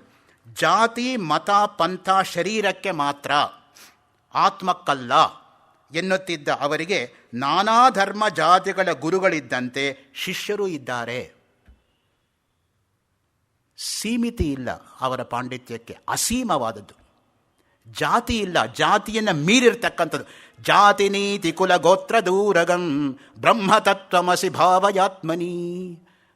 ಅದ್ವೈತ ವೇದಾಂತದ ಉತ್ತುಂಗ ಶಿಖರವಾಗಿರ್ತಕ್ಕಂತಹ ಜಾತಿ ನೀತಿ ಕುಲ ಗೋತ್ರಗಳನ್ನು ಅತೀತವಾಗಿ ನಾನು ಅಂದರೆ ಆತ್ಮಸ್ವರೂಪ ಅನ್ನೋದನ್ನು ನಿತ್ಯ ಜೀವನದಲ್ಲಿ ಕಂಡುಕೊಂಡಿದ್ರು ಅವರು.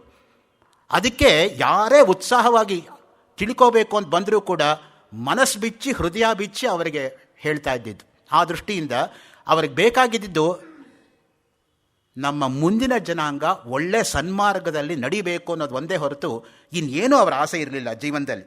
ನೈತಿಕ ಮೌಲ್ಯಗಳು ಅಧಪತನಕ್ಕೆ ಇಳಿಯುತ್ತಿರುವ ಈ ಸಂದರ್ಭದಲ್ಲಿ ಮರುಪ್ರತಿಷ್ಠಾಪನೆ ಆಗಬೇಕು ಎಂಬ ಹಂಬಲವೇ ಅವರಿಗಿದ್ದಿದ್ದು. ಈಗ ನೋಡಿ, ಮೌಲ್ಯಗಳೇ ಇಲ್ಲ, ಮೌಲ್ಯಾಧಾರಿತವಾಗಿರ್ತಕ್ಕಂಥ ಜೀವನ ಎಲ್ಲಿದೆ? Modern man knows the price of every commodity but value of ನನ್.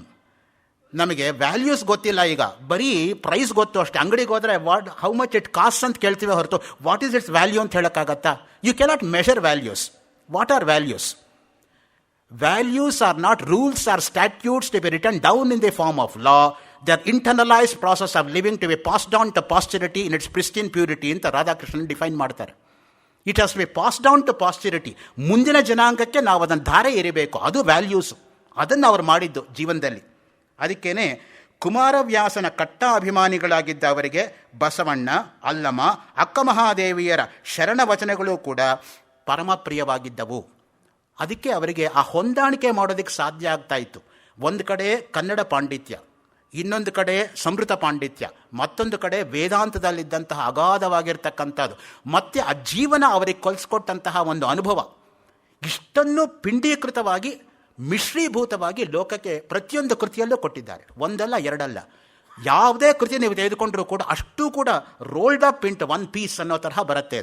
ಅದು ನಿಜವಾಗಿ ಇಷ್ಟೆಲ್ಲ ಧರ್ಮಗ್ರಂಥಗಳನ್ನು ಬರೆದರೂ ಮುಕ್ತ ಜೀವನ, ವೈಜ್ಞಾನಿಕ ವಿಚಾರಧಾರೆಯನ್ನು ಪ್ರಬಲವಾಗಿ ಪ್ರತಿಪಾದಿಸುತ್ತಿದ್ದರು. ಆಧುನಿಕ ಕಾಲಕ್ಕೆ ಬೇಕಾಗಿರೋದಿದು. ನಮ್ಮಲ್ಲಿ ಏನಾಗಿದೆ ಅಂದರೆ, ಒಳ್ಳೆ ಶಾಸ್ತ್ರ ಪಾಂಡಿತ್ಯ ಇರೋವರಿಗೆ ಆಧುನಿಕ ವಿದ್ವಾಂಸರು ಏನಾದರೂ ಪ್ರಶ್ನೆ ಕೇಳಿದ್ರೆ ಅದಕ್ಕೆ ಉತ್ತರ ಕೊಡೋಕ್ಕಾಗಲ್ಲ. ಏಕೆಂದರೆ ಆಧುನಿಕ ಉದಾಹರಣೆಗಳು ಅವರಿಗೆ ಸ್ಫುರಿಸೋದಿಲ್ಲ. ಆಧುನಿಕ ಶಿಕ್ಷಣ ಮಟ್ಟದಲ್ಲೇ ಓದಿರೋವರಿಗೆ ಪಾರಂಪರಿಕ ಪಾಂಡಿತ್ಯ ಇರಲ್ಲ. ಇದಿರೋವ್ರಿಗೆ ಅದಿಲ್ಲ, ಅದಿಲ್ಲದವ್ರು ಇದಿಲ್ಲ. ಆದರೆ ಇಂದಿನ ಜನಾಂಗಕ್ಕೆ, ಯುವ ಪೀಳಿಗೆ ಕೇಳ್ತಕ್ಕಂಥ ಪ್ರಶ್ನೆಗಳಿಗೆ ಉತ್ತರ ಕೊಡ್ತಕ್ಕಂಥ ಸಾಮರ್ಥ್ಯ ನವರತ್ನ ಅವರಿಗಿತ್ತು. ಮುಕ್ತ ಜೀವನ, ವೈಜ್ಞಾನಿಕ ವಿಚಾರಧಾರೆ. ಆ ದೃಷ್ಟಿಯಿಂದನೇ ನಾನು ಹಿಂದಿನ ಉಪನ್ಯಾಸದಲ್ಲಿ ಇಲ್ಲೇ ತಮ್ಮ ಹತ್ರ ಹಂಚ್ಕೊಂಡಿದ್ದೀನಿ. ಸಚ್ಚಿದಾನಂದೇಂದ್ರ ಸರಸ್ವತಿ ಸ್ವಾಮಿಗಳು ಬರೆದಿರ್ತಕ್ಕಂತಹ ಅನುಭವಗಮ್ಯ ವೇದಾಂತ, ಜೀವಂತ ವೇದಾಂತ ಅಂತ. ವೇದಾಂತ ಜೀವಂತವಾಗಿರಬೇಕೇ ಹೊರತು ವೇದಾಂತ ಯಾವಾಗಲೂ ಕೂಡ ಪುಸ್ತಕದ ಬದನೆಕಾಯಿ ಆಗಬಾರ್ದು ಅನ್ನೋದು. ಸ್ವಾಮಿಗಳು ಯಾವ ರೀತಿ ಆ ಜೀವನವನ್ನು ನಡೆಸಿದ್ರೋ ಅದೇ ಮಾರ್ಗದಲ್ಲಿ ಜೀವನ ನಡೆಸಿದವರು ನವರತ್ನ ಅವರು. ವೈಜ್ಞಾನಿಕ ವಿಚಾರಧಾರೆಯನ್ನು ಪ್ರಬಲವಾಗಿ ಪ್ರತಿಸಿ ಸದೃಢ ವಿದ್ವತ್ತಿನ ಜೊತೆಗೆ ಅಸ್ಖಲಿತ ವಾಗ್ಮಿತೆ ಅವರಿಗೆ ದೇವರ ದೇಣಿಗೆಗಳಾಗಿತ್ತು. ಎಷ್ಟೋ ಜನಕ್ಕೆ ವಿಷಯ ಚೆನ್ನಾಗಿ ಗೊತ್ತಿರುತ್ತೆ, ಆದರೆ ಬೇರೆಯವ್ರಿಗೆ ಹೇಳ್ತಕ್ಕಂಥ ಕಲೆ ಇರಲ್ಲ. ಕೆಲವರಿಗೆ ಬೇರೆಯವ್ರಿಗೆ ಹೇಳೋ ಕಲೆ ಚೆನ್ನಾಗಿರುತ್ತೆ, ಆದರೆ ವಿಷಯವೇ ಗೊತ್ತಿರಲ್ಲ. ಆ ಇಬ್ಬರೂ ಕೂಡ ಪ್ರಯೋಜನಕ್ಕೆ ಬರೋದಿಲ್ಲ. ಕಾಳಿದಾಸ ಹೇಳ್ತಾನೆ, ಸ್ಲಿಷ್ಟಾಕ್ರಿಯಾ ಕಸ್ಯಚಿದ್ ಆತ್ಮ ಸಂಸ್ಥಾ ಸಂಕ್ರಾಂತಿರನ್ಯಸ್ಯ ವಿಶೇಷಯುಕ್ತ ಯಸ್ಯ ಉಭಯಂ ಸಾಧು ಸ ಶಿಕ್ಷಕಾಣ ಧುರಿ ಪ್ರತಿಷ್ಠಾಪಯಿತವ್ಯ ಏವ. ಯಾರು ವಿಷಯವನ್ನೂ ಚೆನ್ನಾಗಿ ತಿಳ್ಕೊಂಡು ನೇರವಾಗಿ, ಸರಳವಾಗಿ, ಸ್ಪಷ್ಟವಾಗಿ, ಮನಮುಟ್ಟುವಂತೆ ಜನಗಳಿಗೆ ಆಕರ್ಷಕವಾಗಿ ಮಾತಾಡ್ತಾರೋ ಅವರು ನಿಜವಾದ ಅರ್ಥದಲ್ಲಿ ಗುರುಗಳು ಅಂತ. ಯಾವುದು ಕಾಳಿದಾಸ ಹೇಳಿದ್ನೋ ಅದನ್ನು ನವರತ್ನ ಅವರ ಜೀವನದಲ್ಲಿ ನಾವು ಕಾಣಬಹುದು. 22 ಗ್ರಂಥಗಳನ್ನು, ಅನೇಕ ಧಾರ್ಮಿಕ, ಸಾಮಾಜಿಕ, ವಿಮರ್ಶಾತ್ಮಕ ಬಿಡಿ ಲೇಖನಗಳನ್ನು ಪ್ರಕಟವಾಗಿದೆ. 9,000 ಪುಟಗಳಷ್ಟು ಸಾಹಿತ್ಯ ಪ್ರಕಾಶನಗೊಂಡಿದೆ. ನೀವು ಅರ್ಥ ಮಾಡ್ಕೋಬೋದು. 9,000 ಇರತಕ್ಕಂಥ ಪುಟವನ್ನು 6 ಗಂಟೆನಲ್ಲಿ ನಾನು ಹೇಗಪ್ಪ ನಿಮಗೆ ಹೇಳಿ. ನನ್ನ ಗತಿ ಹೆಂಗಾಗಿದೆ ಅಂದರೆ ಕಾಳಿದಾಸನ ಮಾತನ್ನೇ ಹೇಳ್ತೀನಿ. ಏಕೆಂದರೆ ಇವರು ಕಾಳಿದಾಸ ಅಂತಲೇ ಹೆಸರು ಪಡ್ಕೊಂಡಿದ್ದರಿಂದ ಆಸ್ಥಾನ ಕವಿಗಳು ಅಂತ ಶ್ರೀಗಳಿಂದ ಕಾಳಿದಾಸನ ಮಾತಲ್ಲೇ ಹೇಳ್ತೀನಿ. ರಘುವಂಶದ 1ನೇ ಸರ್ಗದ 2ನೇ ಶ್ಲೋಕದಲ್ಲಿ ಕಾಳಿದಾಸ ಹೇಳ್ಕೋತಾನೆ ವಿನಯವಾಗಿ, ಆ ದೊಡ್ಡ ಸೂರ್ಯವಂಶ ಎಲ್ಲಿ, ಈ ನನ್ನ ಅಲ್ಪ ಬುದ್ಧಿಯಲ್ಲಿ. ಈ ಅಲ್ಪ ಬುದ್ಧಿಯಿಂದ ದೊಡ್ಡ ಸೂರ್ಯವಂಶವನ್ನು ವರ್ಣನೆ ಮಾಡೋಕ್ಕೆ ಹೋದರೆ ಚಿಕ್ಕ ದೋಣಿಯಿಂದ ದೊಡ್ಡ ಸಮುದ್ರವನ್ನು ದಾಟಿದಷ್ಟೇ ಹಾಸ್ಯಾಸ್ಪದ ಅಂತ. ಇವತ್ತು ನನ್ನ ಗತಿನೂ ಅದೇ ಆಗಿರೋದು. ದೊಡ್ಡ ಸಮುದ್ರ ತರಹ ಇರತಕ್ಕಂಥದ್ದು ಅವರ ರಚನೆ, ನಾನು ಮಾಡ್ತಕ್ಕಂಥದ್ದು ಚಿಕ್ಕ ದೋಣಿ ತರಹ. ಆದರೆ ನಿಮಗೆ ಎಲ್ಲಿಗೆ ಮುಳುಗಿಸ್ತೀನೋ ಅನ್ನೋದೇ ನನಗೆ ಭಯ. ಆಚೆ ದಡ ಸೇರಿಸ್ತೀನಿ ಅನ್ನೋ ಗ್ಯಾರಂಟಿ ಏನು ನನಗಿಲ್ಲ. ಮುಳುಗದೆ ನೀವು ಆಚೆ ದಡ ಸೇರಿದರೆ ಸಾಕು, ಅದಕ್ಕಿಂತ ಇನ್ನೇನು ನಾನು ಹೆಚ್ಚಿಗೆ ಕೇಳ್ಕೊಳ್ಳೋದಿಲ್ಲ. ನಿರ್ಣಯ ಸಿಂಧು ಎಂಬ ಬೃಹತ್ ಗ್ರಂಥವನ್ನು ಸಂಸ್ಕೃತದಿಂದ ಕನ್ನಡಕ್ಕೆ ಅನುವಾದಿಸಿದ್ದಾರೆ. ಆಚೆ ಏನಾದರೂ ಕಾಪಿ ಇದೆಯಾ? ನಿರ್ಣಯ ಸಿಂಧು ಇದ್ದರೆ ಒಂದು ಕಾಪಿ ತಂದುಬಿಡಿ ದಯವಿಟ್ಟು. ನಿರ್ಣಯ ಸಿಂಧು ಎಂಬತಕ್ಕಂತಹದ್ದು ಒಂದು ಅತ್ಯಂತ ಶ್ರೇಷ್ಠವಾಗಿರ್ತಕ್ಕಂತಹ ಇವರ ಗ್ರಂಥ. ಭಾರತೀಯ ಪರಂಪರೆಯ ಅಪರೂಪ ಸದಾಚಾರ ಸಂಹಿತೆಯಾಗಿದ್ದು ವಾಚಕರನ್ನು ಸಂಸ್ಕಾರದಿಂದ ಸಾಕ್ಷಾತ್ಕಾರದತ್ತ ಮುನ್ನಡೆಸ್ತಕ್ಕಂತಹ ಅಪೂರ್ವ ಗ್ರಂಥ ನಿರ್ಣಯ ಸಿಂಧು. ಇವರ ಎಲ್ಲ ಗ್ರಂಥಗಳನ್ನು ಕೂಡ ಸಮಾಜ ಪುಸ್ತಕಾಲಯ ಗಾಣೇಕರ್ ಸಹೋದರರು ವಿಶ್ವಾಸದಿಂದ ಪ್ರಕಟಿಸ್ತಾ ಬರ್ತಾ ಇದ್ದಾರೆ. ನಿರ್ಣಯ ಸಿಂಧು ಹಿಂದೂ ಧರ್ಮದ ಕರ್ಮಾನುಷ್ಠಾನದ ಕಾನೂನು ಕಟ್ಟಳೆಗಳ, ಸದಾಚಾರ ಸಂಸ್ಕಾರಗಳ ಮಾರ್ಗದರ್ಶನವಾಗಿದೆ ಎಂದರೆ ಅತಿಶಯೋಕ್ತಿಯಲ್ಲ. ಕರ್ನಾಟಕ ವಿಶ್ವವಿದ್ಯಾಲಯ ಬೆಂಗಳೂರಿವರು ಈ ಗ್ರಂಥಕ್ಕೆ ಬಸಪ್ಪ ಶಾಸ್ತ್ರಿ ಪ್ರಶಸ್ತಿಯನ್ನು ನೀಡಿ ಗೌರವಿಸಿದ್ದಾರೆ. ಅದು ಅವರ ಜೀವಮಾನದಲ್ಲಿ ನಡೀಲಿಲ್ವಲ್ಲ ಅನ್ನೋದೇ ನನ್ನದೊಂದು ಕೊರತೆ ಅಷ್ಟೆ. ಅವರು ಇದ್ದಾಗೇನಾದರೂ ಆ ಪ್ರಶಸ್ತಿ ಅವರಿಗೆ ಸಿಕ್ಕಿದ್ರೆ ಅದರ ಒಂದು ಮಟ್ಟವೇ ಬೇರೆ ಆಗ್ತಾಯಿತ್ತು. ಆದರೆ ನೋಡಿ, ಈಗ ವಾಲ್ಯೂಮ್ ನೋಡಿ ಎಷ್ಟಿದೆ ಅಂತ ನಾವು ಕೈಯಲ್ಲಿ ಎತ್ತಕ್ಕಾಗಲ್ಲ.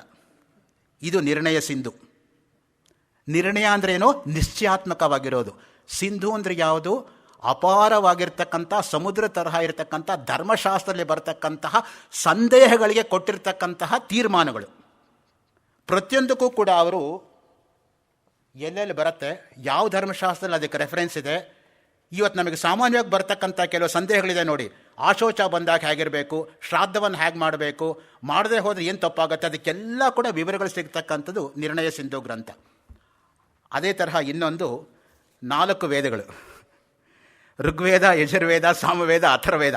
ಈ ಎರಡನ್ನು ನಾವು 2 ಕೈಯಲ್ಲಿ ಹಿಡ್ಕೊಂಡ್ಬಿಟ್ರೆ ನಾವು ಧನ್ಯರು.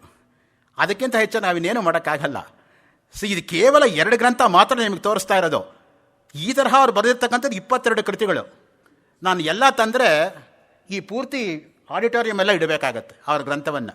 ಸುಮ್ಮನೆ ಸ್ಯಾಂಪಲಿಗೆ ನಿಮಗೆ 2 ತೋರಿಸ್ತಾ ಇದ್ದೀನಿ ಅಷ್ಟೇ. ಇಲ್ಲಿ ನೋಡಿ, ಮುಖ್ಯವಾಗಿ ಈಗ ಮನಮಿಡಿಯುವಂತೆ ಕನ್ನಡಕ್ಕೆ ಅನುವಾದಿಸಿರ್ತಕ್ಕಂಥ ಹೆಗ್ಗಳಿಕೆ ಹಂಪಿ ವಿಶ್ವವಿದ್ಯಾಲಯವರು ಪ್ರಕಟಿಸಿದ ಬೇಂದ್ರೆ ಕಾವ್ಯದಲ್ಲಿ ಸ್ತ್ರೀ, ಅಲ್ಲದೆ ಕರ್ನಾಟಕ ವಿಶ್ವವಿದ್ಯಾಲಯದವರು ಪ್ರಕಟಿಸಿದ ಮಾನಸೋಲ್ಲಾಸ ಸಂಸ್ಕೃತದ ವಿಶ್ವಕೋಶದ ಭಾಗಶಃ ಅನುವಾದವನ್ನು ನವರತ್ನ ಅವರು ಮಾಡಿದ್ದಾರೆ. ಇದನ್ನು ನಾನು ನಾಳೆ ಅಥವಾ ನಾಳಿದ್ದು ಸ್ವಲ್ಪ ಟಚ್ ಮಾಡೋದಕ್ಕೆ ಪ್ರಯತ್ನ ಮಾಡ್ತೀನೋ ಇಲ್ವೋ ಗೊತ್ತಿಲ್ಲ ನನಗೆ. ಸಮಯ ಸಿಕ್ಕಿದರೆ ಮಾಡೋಕ್ಕೆ ಪ್ರಯತ್ನ ಮಾಡ್ತೀನಿ. ಜಾನಪದ ಕಾವ್ಯ ಸಂಗ್ರಹಗಳಾದ ಹರೇದ ಹುಚ್ಚು, ಮಲ್ಲಾಡದ ಗಿಳಿ, ಬೆಳ್ಳಿ ಗೆಜ್ಜೆ, ಅಲ್ಲದೆ ಊರ್ಮಿಳಾ ಭಾವಗೀತೆಗಳ ಸಂಗ್ರಹ, ಯಶೋಧರ ಖಂಡಕಾವ್ಯ, ದೇಶಭಕ್ತಿ ಗೀತೆಗಳು ಇವರ ಭಾವುಕ ಹೃದಯದ ಮಿಡಿತಕ್ಕೆ ಸಾಕ್ಷಿಯಾಗಿದೆ. ಕುಮಾರವ್ಯಾಸನ ಕಟ್ಟಾಭಿಮಾನಿಯಾದ ಇವರಿಗೆ ಕುಮಾರವ್ಯಾಸ ಭಾರತ ಕಂಠಸ್ಥವಾಗಿತ್ತು. ಹುಡುಗಾಟನ? ಕುಮಾರವ್ಯಾಸ ಭಾರತ ಕಂಠಸ್ಥ ಮಾಡೋದು ಅಂದರೆ ಹುಡುಗಾಟನ? ಒಂದು ಜನ್ಮದಲ್ಲಿ ಸಾಧನೆ ಮಾಡ್ತಕ್ಕಂಥದ್ದಲ್ಲ ಇದು. ಜನ್ಮ ಜನ್ಮಾಂತರಗಳ ಸುಕೃತ ವಿಶೇಷದಿಂದ ಮಾನವ ಜನ್ಮ ಬರುತ್ತೆ. ಮಾನವ ಜನ್ಮ ಬಂದ ಮೇಲೆ ಸದ್ಗುರುಗಳ ಒಂದು ಸಂಶಯ ಸಿಗತ್ತೆ. ಸದ್ಗುರುಗಳ ಸಂಶಯ ಸಿಕ್ಕಿದ ಮೇಲೆ ಜೀವನ್ಮೂತಿಗೆ ಒಡೆ ಮಾಡಿಕೊಡತ್ತೆ ಅಂತ ಶಂಕರಾಚಾರ್ಯರ ವಿವೇಕ ಚೂಡಾಮಣಿ ಗ್ರಂಥದ 2ನೇ ಶ್ಲೋಕವನ್ನು ಕೋಟ್ ಮಾಡ್ತಾರೆ ಆ ಸಂದರ್ಭದಲ್ಲಿ ಅವರು.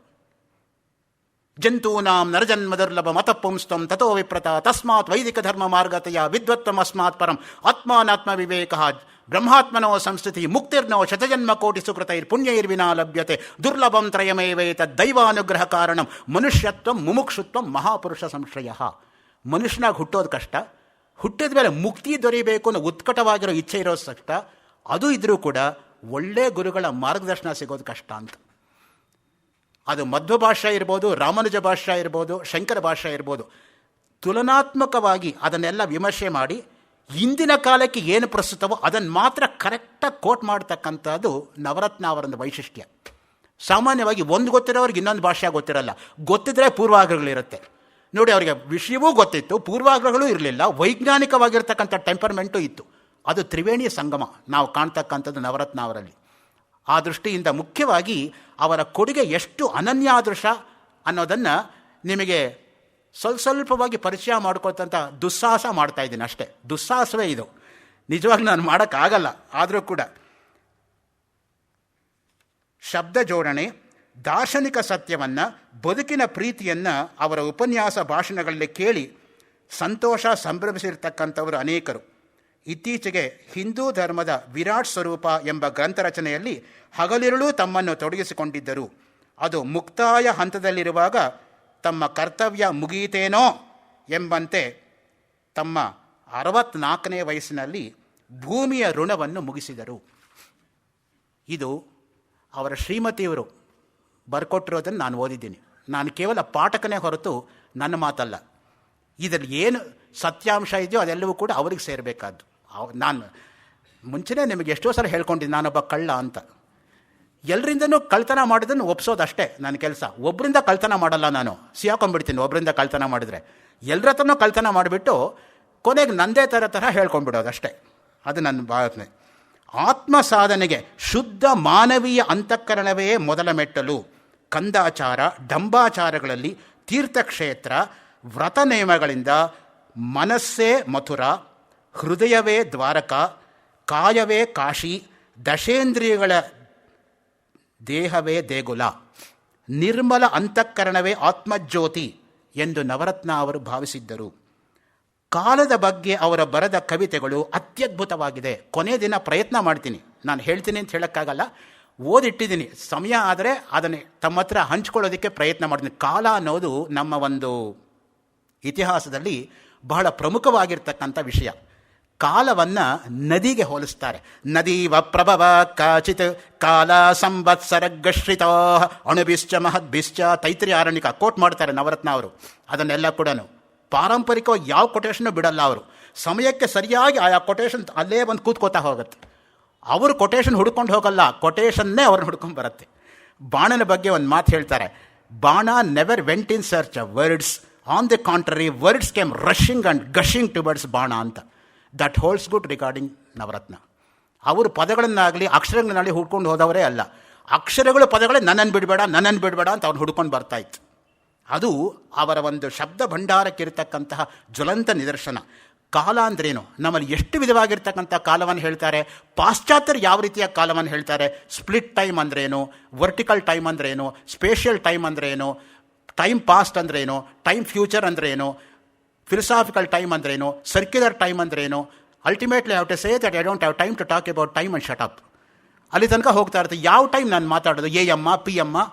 ಅಫ್ಕೋರ್ಸ್ ನಮ್ಮ ದೇಶದಲ್ಲಿ ಪಿ ಎಮ್ಗಳೇ ಇದ್ದರು. ಎ ಎಮ್ಮು ಪಿ ಎಮ್ಗೆ ವ್ಯತ್ಯಾಸ ಗೊತ್ತಿಲ್ಲದೇ ಪಿ ಎಮ್ಗಳಾಗಿದ್ದರು. ಹಾಗಿರುವಾಗ ಯಾವ ಟೈಮ್ ನಾನು ಮಾತಾಡ್ತಾ ಇರೋದು? ಕಾಲ ಅಂತ ಎಂ ಶಿವರಾಮ್ ಡಾಕ್ಟ್ರು ಒಂದು ಪುಸ್ತಕ ಬರೆದಿದ್ದಾರೆ. ಕಾಲ ದಿಗ್ದರ್ಶಿನಿ ಅಂತ ಸಂಪೂರ್ಣಾನಂದ ಸಮೃದ್ಧ ವಿಶ್ವವಿದ್ಯಾಲಯದವರು 64 ಮತಗಳಲ್ಲಿ ಕಾಲ ಏನು ಅಂತ ಸಮೃದ್ಧದಲ್ಲಿ ವರ್ಣನೆ ಮಾಡಿದ್ದಾರೆ. ರಂಗನಾಥ್ ಶರ್ಮರು ನನ್ನ ವಿದ್ಯಾಗುರುಗಳು, ಮಹಾಮಹೋಪಾಧ್ಯಾಯ ರಂಗನಾಥ್ ಶರ್ಮರು ಭರ್ತೃಹರಿಯ ವಾಕ್ಯ ಪದ್ಯದಲ್ಲಿ ಕಾಲ ಪರಿಚ್ಛೇದವನ್ನು ಸಂಪೂರ್ಣವಾಗಿ ಕನ್ನಡಕ್ಕೆ ಅನುವಾದ ಮಾಡಿದ್ದಾರೆ. ಹೀಗೆ ಇಟ್ಕೊಂಡು ನೋಡ್ತಾ ಹೋದರೆ ಕಾಲ ಅಂದರೆ ಏನಪ್ಪ? ಕಾಲದ ಬಗ್ಗೆ ರಂಗಪ್ರಿಯ ಸ್ವಾಮಿಗಳು ಒಂದು ಮಾತು ಹೇಳ್ತಾರೆ. Time is nothing but body, body is a leaky bucket, don't ever trust this leaky bucket ಅಂತ. ಪ್ರತಿ ಕ್ಷಣವೂ ಕೂಡ ದೇಹದಿಂದ ಆಯುಸ್ಸಿನ ಕಣಗಳು ಹೋಗ್ತಾ ಇದೆ. ತೂತು ಮಡಕೆಯಿಂದ ನೀರು ಹರಿದು ಹರಿದು ಹರಿದು ಮಡಕೆ ಬರದಾಗಿ ಬಿದ್ದೋಗೋ ಹಾಗೆ ಈ ದೇಹ ಅನ್ನೋದು ಬಿದ್ದೋಗುತ್ತೆ ಅಷ್ಟೇ, ಯಾವತ್ತೋ ಒಂದು ದಿವಸ. ಅನಿತ್ಯವಾಗಿರ್ತಕ್ಕಂಥ ದೇಹಕ್ಕೆ ನೀನು ಮರುಳಾಗಬೇಡ, ನಿತ್ಯವಾಗಿರೋ ಆತ್ಮದ ಕಡೆ ಕಾನ್ಸಂಟ್ರೇಟ್ ಮಾಡು ಅಂತ. ಕಾಲದ ಬಗ್ಗೆ ಅವರ ಬರೆದ ಕವಿತೆಗಳು ಅತ್ಯದ್ಭುತ. ಕಾಲ ಸೂಕ್ತ ಅಂತಲೇ ಅಥರ್ವವೇದದಲ್ಲಿ ಒಂದು ಸೂಕ್ತ ಇದೆ. ಅವರ ಅಥರ್ವವೇದದ ಬಗ್ಗೆ ಮಾತಾಡುವಾಗ ಅದನ್ನು ಹೇಳ್ತೀನಿ, ಇವತ್ತು ಬೇಡ, ಇವತ್ತು ಆಗಲ್ಲ. ಸೊ ಅಲ್ಲಿ ಕಾಲ ಸೂಕ್ತ ಅಂತಲೇ ಒಂದು ಸೂಕ್ತ ಇದೆ, 22 ಮಂತ್ರಗಳಿದೆ. ಅದನ್ನು ಅದ್ಭುತವಾಗಿ ಅವರು ಅನುವಾದ ಮಾಡಿ ವ್ಯಾಖ್ಯಾನನೂ ಮಾಡಿದ್ದಾರೆ.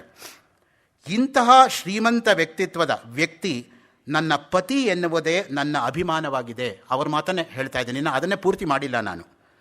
ಅವರ ಆತ್ಮೀಯ ಸ್ನೇಹಿತರಾದ ನಾಗೇಶಪ್ಪ ಅವರು ಪಥಗಾಮಿ ಎಂಬ ಶೇಷಾನವರತ್ನ ಅವರ ಕಿರು ಕಾದಂಬರಿಯನ್ನು ರಂಗನಾಥ್ ಅವರ ಮುನ್ನುಡಿಯೊಂದಿಗೆ ಪ್ರಕಟಿಸಿದ್ದಾರೆ. ಇದು 40 ವರ್ಷಗಳ ಹಿಂದೆ ನವರತ್ನ ಅವರು ಬರೆದು ಇಟ್ಟಿದ್ದರು. ಗುಡಿ ಮಠ ಗುಡಾರೆಗಳಲ್ಲಿ ಮೊದಲು ಧರ್ಮ ಮಾನವನ ಮನಸ್ಸಿನಲ್ಲಿ ಮೂಡಬೇಕು ಎನ್ನುವ ಅಭಿಲಾಷೆ ಅವರಿಗಿತ್ತು. ಮೀರಾಬಾಯಿ ಕೀರ್ತನೆಗಳು ಎಂಬ ಪುಸ್ತಕದಲ್ಲಿ ಬರುವ ಒಂದು ಕವನದ ಅನುವಾದದೊಂದಿಗೆ ನಾನು ವಿರಾಮ ಹೇಳುತ್ತೇನೆ. ಅವರ ಮಾತು, ನಾನಿನ್ನ ಅವರ ಮಾತು ಪೂರ್ತಿ ಮಾಡಿಲ್ಲ, ಇದು ಅವ್ರ ಕೊನೆಯ ಮಾತು, ಅವರು ಬರ್ಕೊಟ್ಟಿರೋದು. ಹೇ ಕೃಷ್ಣ, ಈ ರೀತಿ ಮುನಿಸು ತಾಳುವುದು ತಪ್ಪಲ್ಲ, ಆದರೆ ನನ್ನಲ್ಲಿ ಯಾವ ತಪ್ಪಿದೆ ಹೇಳು? ನನ್ನ ಅಪರಾಧವನ್ನು ನನಗಾದರೂ ತಿಳಿಸಿ ಹೇಳು. ನಾನು ಕಿವಿಯಾರೆ ಕೇಳುತ್ತೇನೆ. ನಾನು ನಿನ್ನ ಜನ್ಮ ಜನ್ಮಾಂತರದ ದಾಸಿ, ನೀನು ನನ್ನ ಪುರಾತನ ಪ್ರಭು. ಏತಕ್ಕಾಗಿ ನನ್ನ ಮೇಲೆ ಈ ಮುನಿಸು, ಈ ಸೇಡು? ಯಾಕೆ ನನ್ನನ್ನು ಹೀಗೆ ಪೀಡಿಸುತ್ತಿರುವೆ? ಆಗಲಿ, ಬಹಳ ದಿನಗಳಾದವು, ದರ್ಶನ ಕೊಟ್ಟು ಕೃಪೆ ಮಾಡು. ಮೀರಾ ಹೇಳುತ್ತಾಳೆ, ಹೇ ಅವಿನಾಶಿಯಾದ ಸ್ವಾಮಿಯೇ, ನಾನು ಕೇವಲ ನಿನ್ನ ನಾಮಸ್ಮರಣ ಮಾತ್ರದಿಂದ ಜೀವ ಹಿಡಿದಿದ್ದೇನೆ. ಎಂಥ ಮಾತು ನೋಡಿ. ಮೀರಾಬಾಯಿ ಏನು ಹೇಳಿದರೋ ಅದು ಅವರ ಜೀವನದಲ್ಲಿ ನಡೆದಿರತಕ್ಕಂಥದ್ದನ್ನು ಸ್ಮರಿಸಿಕೊಂಡು ಅದಕ್ಕೆ ರಿಲೇಟ್ ಮಾಡಿದ್ದಾರೆ. ಇದು ನವರತ್ನ ಅವರ ಕೃತಿಯನ್ನು ಅವ್ರು ಎಷ್ಟು ಆಳವಾಗಿ ತಿಳ್ಕೊಂಡಿದ್ರು ಅನ್ನೋದು ನಮಗೆ ಅರ್ಥ ಆಗುತ್ತೆ. ಎಷ್ಟೋ ಜನ ತಮ್ಮ ಪತಿ ಅಂತ ಮಾತ್ರ ಗೌರವ ಇರುತ್ತೆ ಹೊರತು ಅವರ ಅಂತರಾಳ ಏನು, ಅವರು ಬರೆದಿರ್ತಕ್ಕಂಥ ವಿದ್ವತ್ತೇನು ಅದರ ಕಡೆ ಗಮನವೇ ಇರೋದಿಲ್ಲ. ಆದರೆ ಎಷ್ಟು ಮಟ್ಟಿಗೆ ಅವರಿಗೆ ಪತಿ ಪ್ರೇಮ ಇತ್ತು ಅಷ್ಟೇ ಗೌರವ ಇತ್ತು ಅವರ ಬಗ್ಗೆ. ಇದು ಬಹಳ ಜನ ಹೆಂಗಸರಿಗಿರೋದಿಲ್ಲ, ಅದನ್ನು ಅವರು ತೋರಿಸ್ಕೊಟ್ಟಿದ್ದಾರೆ. ಈ ಒಂದು ಹಿನ್ನೆಲೆಯಲ್ಲಿ ನಾನು ಕಳೆದ ತಿಂಗಳು ನವರತ್ನ ಅವರ ಕುಟುಂಬ ನನ್ನ ಮನೆಗೆ ಬಂದಾಗ ನೀರಜ್ ಅವರನ್ನು ಒಂದು ಮಾತು ಕೇಳಿದೆ. ಇಷ್ಟೆಲ್ಲ ಕೃತಿಗಳು ನಿಮ್ಮ ತಂದೆ ಬರೆದಿದ್ದಾರಪ್ಪ, ನಿನಗೆ ಅತ್ಯಂತ ಪ್ರೀತಿಯಾಗಿರ್ತಕ್ಕಂಥ ಕೃತಿ ಯಾವುದು ಹೇಳು ಅಂತ. ಅವ್ರು ಸ್ವಲ್ಪ ಸಮಯ ತೆಗೆದುಕೊಂಡ್ರು. ಆಮೇಲೆ ಹೇಳಿದರು, ಅವ್ರ ಎಲ್ಲ ಕೃತಿಗಳು ನನಗೆ ಪ್ರೀತಿನೇ, ಆದರೆ ತುಂಬ ಪ್ರೀತಿ ಇರೋದು ಕರ್ಮಸಿದ್ಧಾಂತ ಪುನರ್ಜನ್ಮ ಅಂತ. ಆ ದೃಷ್ಟಿಯಿಂದ ಅದರಿಂದನೇ ಇವತ್ತು ನನ್ನ ಭಾಷಣವನ್ನು ಪ್ರಾರಂಭ ಮಾಡಬೇಕು ಅಂತ ಅಂದ್ಕೊಂಡಿದ್ದೀನಿ. ಆದರೆ ಚಾರಿತ್ರಿಕವಾಗಿ ನೋಡಿದ್ರೆ ವೇದಗಳಿಂದ ಶುರು ಮಾಡಬೇಕು, ಆದರೆ ನಾನು ಅದನ್ನು ಮೀರಿಬಿಟ್ಟು ಅವರಿಗಿಷ್ಟವಾಗಿರ್ತಕ್ಕಂತಹ ಕರ್ಮಸಿದ್ಧಾಂತ ಮತ್ತು ಪುನರ್ಜನ್ಮ ಎಷ್ಟು ಇದು ಅವಶ್ಯಕ ಅಂದರೆ ಇಂದಿನ ಕಾಲಕ್ಕೆ ನಾನು ಸ್ವಲ್ಪ ಪ್ರತಿಪಾದನೆ ಮಾಡಿದ್ಮೇಲೆ ನಿಮಗೆ ಗೊತ್ತಾಗತ್ತೆ ಅವರ ವೈಜ್ಞಾನಿಕವಾಗಿರ್ತಕ್ಕಂಥ ಹತೋಟಿ ಎಷ್ಟು ಮಟ್ಟಿಗಿತ್ತು. ಒಂದು ಕಡೆ ಶಾಸ್ತ್ರ ಪಾಂಡಿತ್ಯ, ಇನ್ನೊಂದು ಕಡೆ ಆಧುನಿಕ ವಿಜ್ಞಾನಿಗಳು ಕೊಟ್ಟಿರ್ತಕ್ಕಂಥ ಮಾತುಗಳ ಸಮನ್ವಯೀಕರಣ, ಅದರ ಮೇಲೆ ಅವರ ನಿಲುವೇನು, ಇಷ್ಟು ಮಟ್ಟಿಗೆ ಪ್ರತಿಯೊಂದು ಅಧ್ಯಾಯದಲ್ಲೂ ನಮಗೆ ಸಿಗತ್ತೆ. ನಾನು ಕೇವಲ ನಿಮ್ಮ ಹತ್ರ ಕೆಲವೇ ಮಾತುಗಳನ್ನು ಹಂಚ್ಕೊಳ್ಳೋದಕ್ಕೆ ಪ್ರಯತ್ನ ಮಾಡ್ತಾ ಇದ್ದೀನಿ. ಪುನರ್ಜನ್ಮ ಆತ್ಮತತ್ವ ವೈಜ್ಞಾನಿಕ ನಿರೂಪಣೆ. ನೋಡಿ, ಅವ್ರು ಕೊಟ್ಟಿರ್ತಕ್ಕಂಥ ಶೀರ್ಷಿಕೆ ನೋಡಿ, ಬರೀ ನಿರೂಪಣೆ ಅಂತ ಹಾಕಿಲ್ಲ, ವೈಜ್ಞಾನಿಕ ನಿರೂಪಣೆ. ಇದನ್ನು ನನಗನ್ಸೋದೇನು ಅಂದರೆ ಆಧುನಿಕ ಪೀಳಿಗೆಯವರು ನವರತ್ನ ಅವರ ಪ್ರತಿಯೊಂದು ಕೃತಿಗಳನ್ನು ಓದಬೇಕು. ಏಕೆಂದರೆ ಅವರ ದೃಷ್ಟಿಕೋನ ಇದ್ದಿದ್ದೇ ಹಾಗೆ ವೈಜ್ಞಾನಿಕವಾಗಿ. ಇಲ್ಲಿ ಸುಮ್ಮನೆ ವೈಜ್ಞಾನಿಕ ಅಂತ ಹಾಕಿದ್ದಾರೆ ಬ್ರ್ಯಾಕೆಟಲ್ಲಿ ಅಷ್ಟೇ ಹೊರತು ಪ್ರತಿಯೊಂದು ಕೃತಿಯೂ ವೈಜ್ಞಾನಿಕವೇ, ಪ್ರತಿಯೊಂದು ಸಮಸಾಮಯಿಕವೇ. That's the need of the hour. ಅದು ಆಗಬೇಕಾಗಿರೋದು.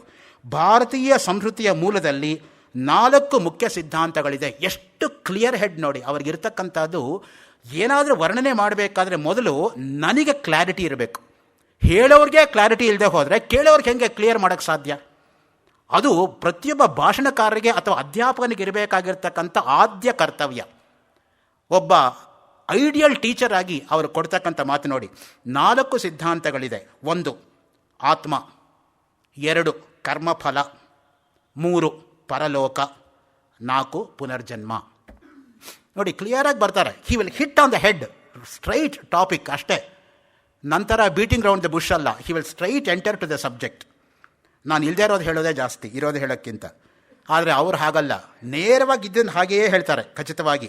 ಜೀವಾತ್ಮ ತನ್ನ ಕರ್ಮಗಳಿಗೆ ಅನುಸಾರವಾಗಿ ಮರಣಾನಂತರದಲ್ಲಿ ಪರಲೋಕವನ್ನು ಪ್ರವೇಶಿಸುತ್ತಾನೆ, ಹಾಗೂ ಭೂಲೋಕದಲ್ಲಿ ಪುನಃ ಜನ್ಮ ಪಡೆಯುತ್ತಾನೆ ಎಂಬುದನ್ನು 4 ಸಿದ್ಧಾಂತಗಳು ಸ್ವೀಕರಿಸುತ್ತದೆ. ಭಗವದ್ಗೀತೆ, ಬಹೂನಿ ಮೇ ವ್ಯತೀತಾನಿ ಜನ್ಮಾನಿ ತವ ಚಾರ್ಜುನ ತಾನ್ಯಹಂ ವೇದ ಸರ್ವಾಣಿ ನತ್ವಂ ವೇತ್ತ ಪರಂತಪ. ಕೃಷ್ಣ ಪರಮಾತ್ಮ ಅರ್ಜುನನಿಗೆ ಹೇಳ್ತಾನೆ, ನೋಡಪ್ಪ ಅರ್ಜುನ, ನಿನಗೂ ಎಷ್ಟೋ ಜನ್ಮ ಆಯಿತು, ನನಗೂ ಎಷ್ಟೋ ಜನ್ಮ ಆಯಿತು. ಆದರೆ ಏನು ವ್ಯತ್ಯಾಸ ನಮ್ಮಿಬ್ಬರಲ್ಲಿ? ಯಾವ್ಯಾವ ಜನ್ಮದಲ್ಲಿ ಏನೇನಾಗಿ ಹುಟ್ಟಿದ್ದೆ ಅಂತ ನನಗೆ ನೆನಪಿದೆ, ನಿನಗೆ ನೆನಪಿಲ್ಲಪ್ಪ, ಅಷ್ಟೇ ವ್ಯತ್ಯಾಸ. ಭಗವದ್ಗೀತೆ ಎಷ್ಟು ಕಡೆ ಕೋಟ್ ಮಾಡ್ತಾರೆ ಅಂದರೆ ಪುನರ್ಜನ್ಮಕ್ಕೆ, ನನಗೆಲ್ಲ ಓದೋದಕ್ಕೆ ಸಮಯ ಆಗ್ತಾ ಇಲ್ಲ. ಮೀಮಾಂಸಾ ಶಾಸ್ತ್ರದಲ್ಲಿ ಒಂದು ಮಾತಿದೆ, ಗಚ್ಚದ ವ್ಯಾಖ್ಯಾನ ಅಂತ. ಇಲ್ಲಿ ಓದೋದು, ಅಲ್ಲಿ ನೆಗೆಯೋದು, ಅಲ್ಲಿ ಎಗರಿಸೋದು, ಮುಂದಕ್ಕೆ ಓಡೋದು, ಅದೇ ನಾನು ಮಾಡ್ತಾ ಇರೋದು. ಪೂರ್ತಿ ಯಾವುದನ್ನು ಹೇಳಕ್ಕೆ ಸಾಧ್ಯ ಆಗ್ತಾ ಇಲ್ಲ. ಆತ್ಮ ಎಂಬ ವಸ್ತುವನ್ನು, ಅದರ ಅಸ್ತಿತ್ವವನ್ನು ಅಂಗೀಕರಿಸುವುದಿಲ್ಲ ಎಂದೇ ಹೇಳುತ್ತದೆ. ನಾಸ್ತಿಕವಾದದಲ್ಲಿ ನಮ್ಮ ಶರೀರದ ಪರಮಾಣುಗಳ ಸಂಘರ್ಷದಿಂದ ಉತ್ಪನ್ನವಾದ ಚೈತನ್ಯವೇ ಆತ್ಮ ಎಂದು ಹೇಳಲ್ಪಟ್ಟಿದೆ. ಚಾರ್ವಾಕರು ಹೇಳ್ತಕ್ಕಂಥ ಮಾತಿದು.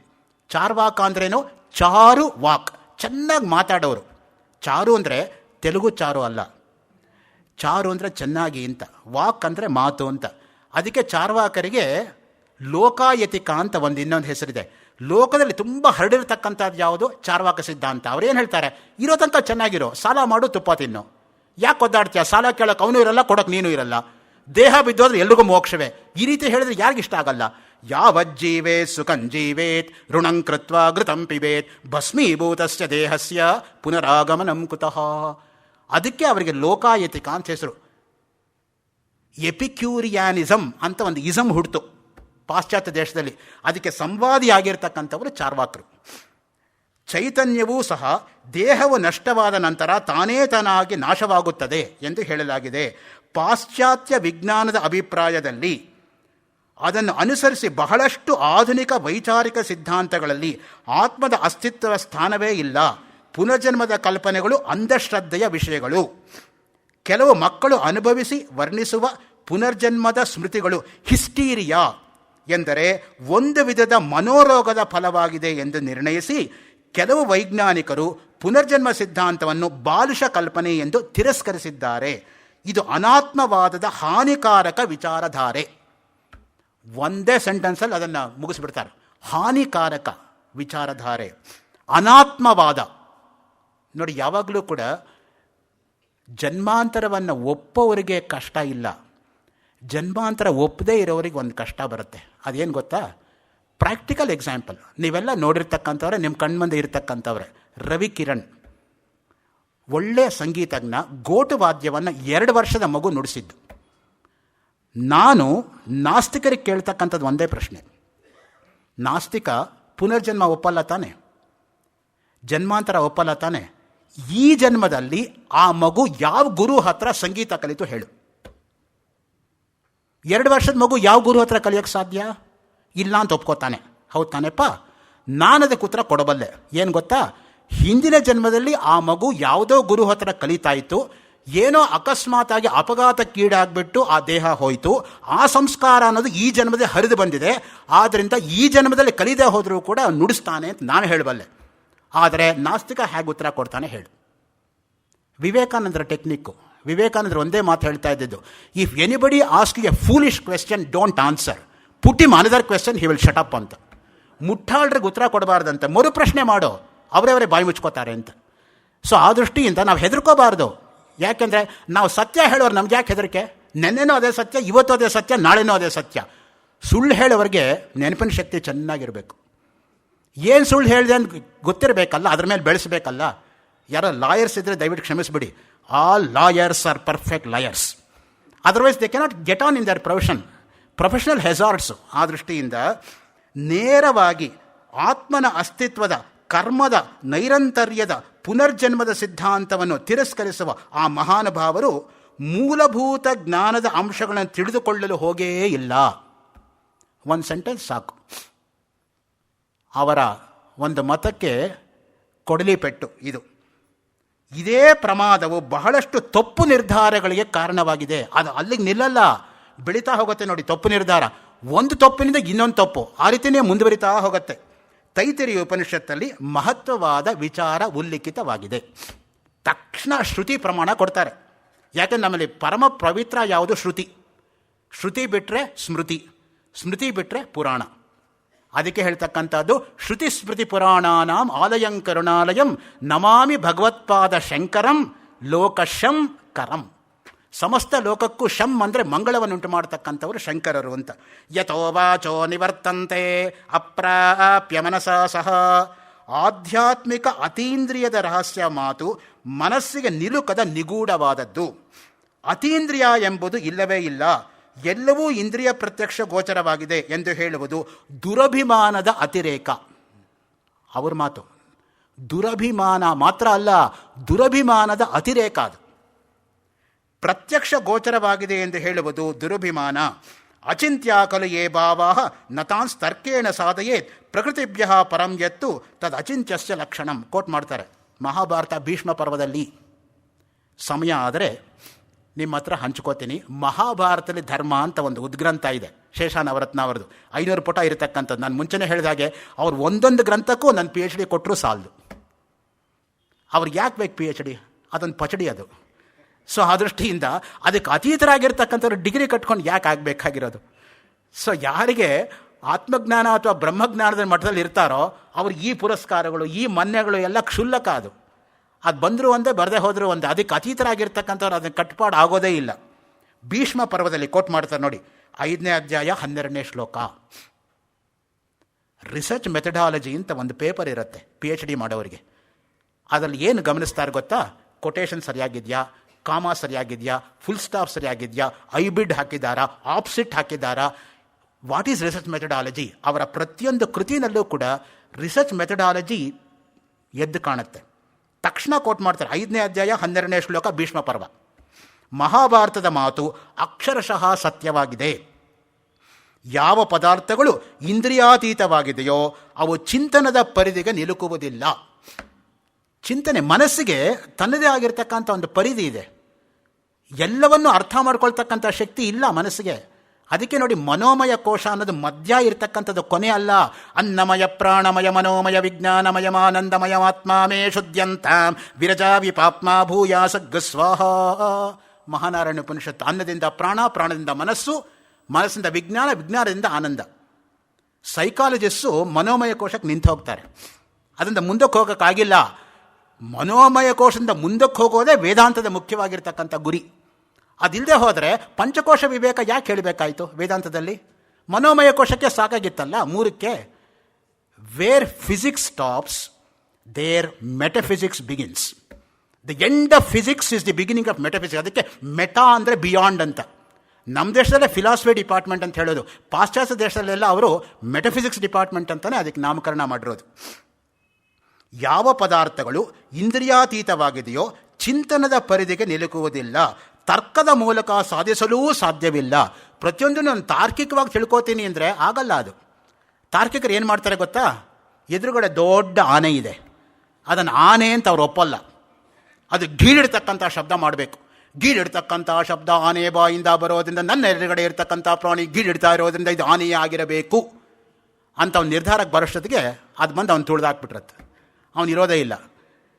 ದೊನ್ನೆಯಿಂದ ತುಪ್ಪ ಇದೆಯೋ, ತುಪ್ಪದಿಂದ ದೊನ್ನೆ ಇದೆಯೋ, ದೊಡ್ಡ ಆರ್ಗ್ಯುಮೆಂಟ್. ಅದಕ್ಕೆ ಬಗ್ಗಿಸ್ ನೋಡಿದ್ರೆ ಗೊತ್ತಾಗಲ್ವಾ ಯಾವುದಂತ ಯಾವುದಿದೆ ಅಂತ.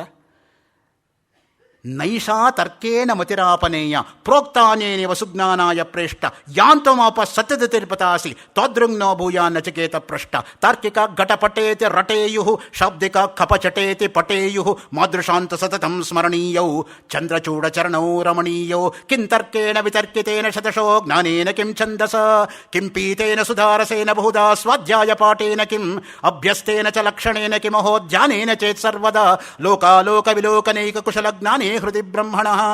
ಘಟೋ ವಾ ಮೃತ್ಪಿಂಡೋಪಿ ನಿರ್ಪಿಚ ಧೂಮೋಗ್ನಿರಚಲಃ ಪಟೋ ವಾ ತಂತುರ್ವಾ ಪರಿಹರ್ತಿ ಕಿಂ ಘೋರಶಮನಂ ವೃತಾ ಕಂಠಕ್ಷೋಭಂ ವಾಸಿತರಸ ತರ್ಕವಚಸ ಪದಾಂಬೋಜಂ ಶಂಭೋರ್ಭಜ ಪರಮಸೂಖ್ಯಂ ರಜಸುಧೀ. ಎಷ್ಟು ಕೊಟೇಶನ್ಸ್ ಬೇಕು ನಿಮಗೆ? ತರ್ಕ ಕೊನೆ ಅಲ್ಲ ಅನ್ನೋದಕ್ಕೆ. ತರ್ಕಕ್ಕೆ ತನ್ನದೇ ಆಗಿರ್ತಕ್ಕಂಥ ಮಿತಿ ಇದೆಯಪ್ಪ. ನೀನು ತುಂಬ ಚೆನ್ನಾಗಿ ತರ್ಕ ಮಾಡ್ತೀನಿ, ನಿನಗಿಂತ ಚೆನ್ನಾಗಿ ತರ್ಕ ಮಾಡೋನು ಬಂದು ನಿನಗೇನೂ ಗೊತ್ತಿಲ್ಲ ಅಂತ ತೊಳಸ್ತಾನೆ. ಅದಕ್ಕೆ ವಿವೇಕ್ ಚೂಡಾಮಣಿಲಿ ಹೇಳೋದು, ವಾಗ್ವೈಖರಿ ಶಬ್ದಝರಿ ಶಾಸ್ತ್ರ ವ್ಯಾಖ್ಯಾನ ಕೌಶಲಂ ವೈದುಷ್ಯಂ ವಿದುಷಾಂತದ್ವತ್ ಭುಕ್ತಯೇ ನತು ಮುಕ್ತಯೇ. ಈ ಶಾಸ್ತ್ರ, ಈ ತರ್ಕ, ಈ ವ್ಯಾಕರಣ ಊಟ ಕೊಡುತ್ತೆ, ಮೋಕ್ಷ ಕೊಡಲ್ಲಪ್ಪ. ನಿನಗೆ ಬೇಕಾದ್ರೆ ಅದು ನಿಜವಾಗಿರ್ತಕ್ಕಂಥ ಊಟ. ಆ ಊಟ ಮಾಡಿದ್ಮೇಲೆ ನಿನಗೆ ಹಸಿವೆ ಆಗಲ್ಲ.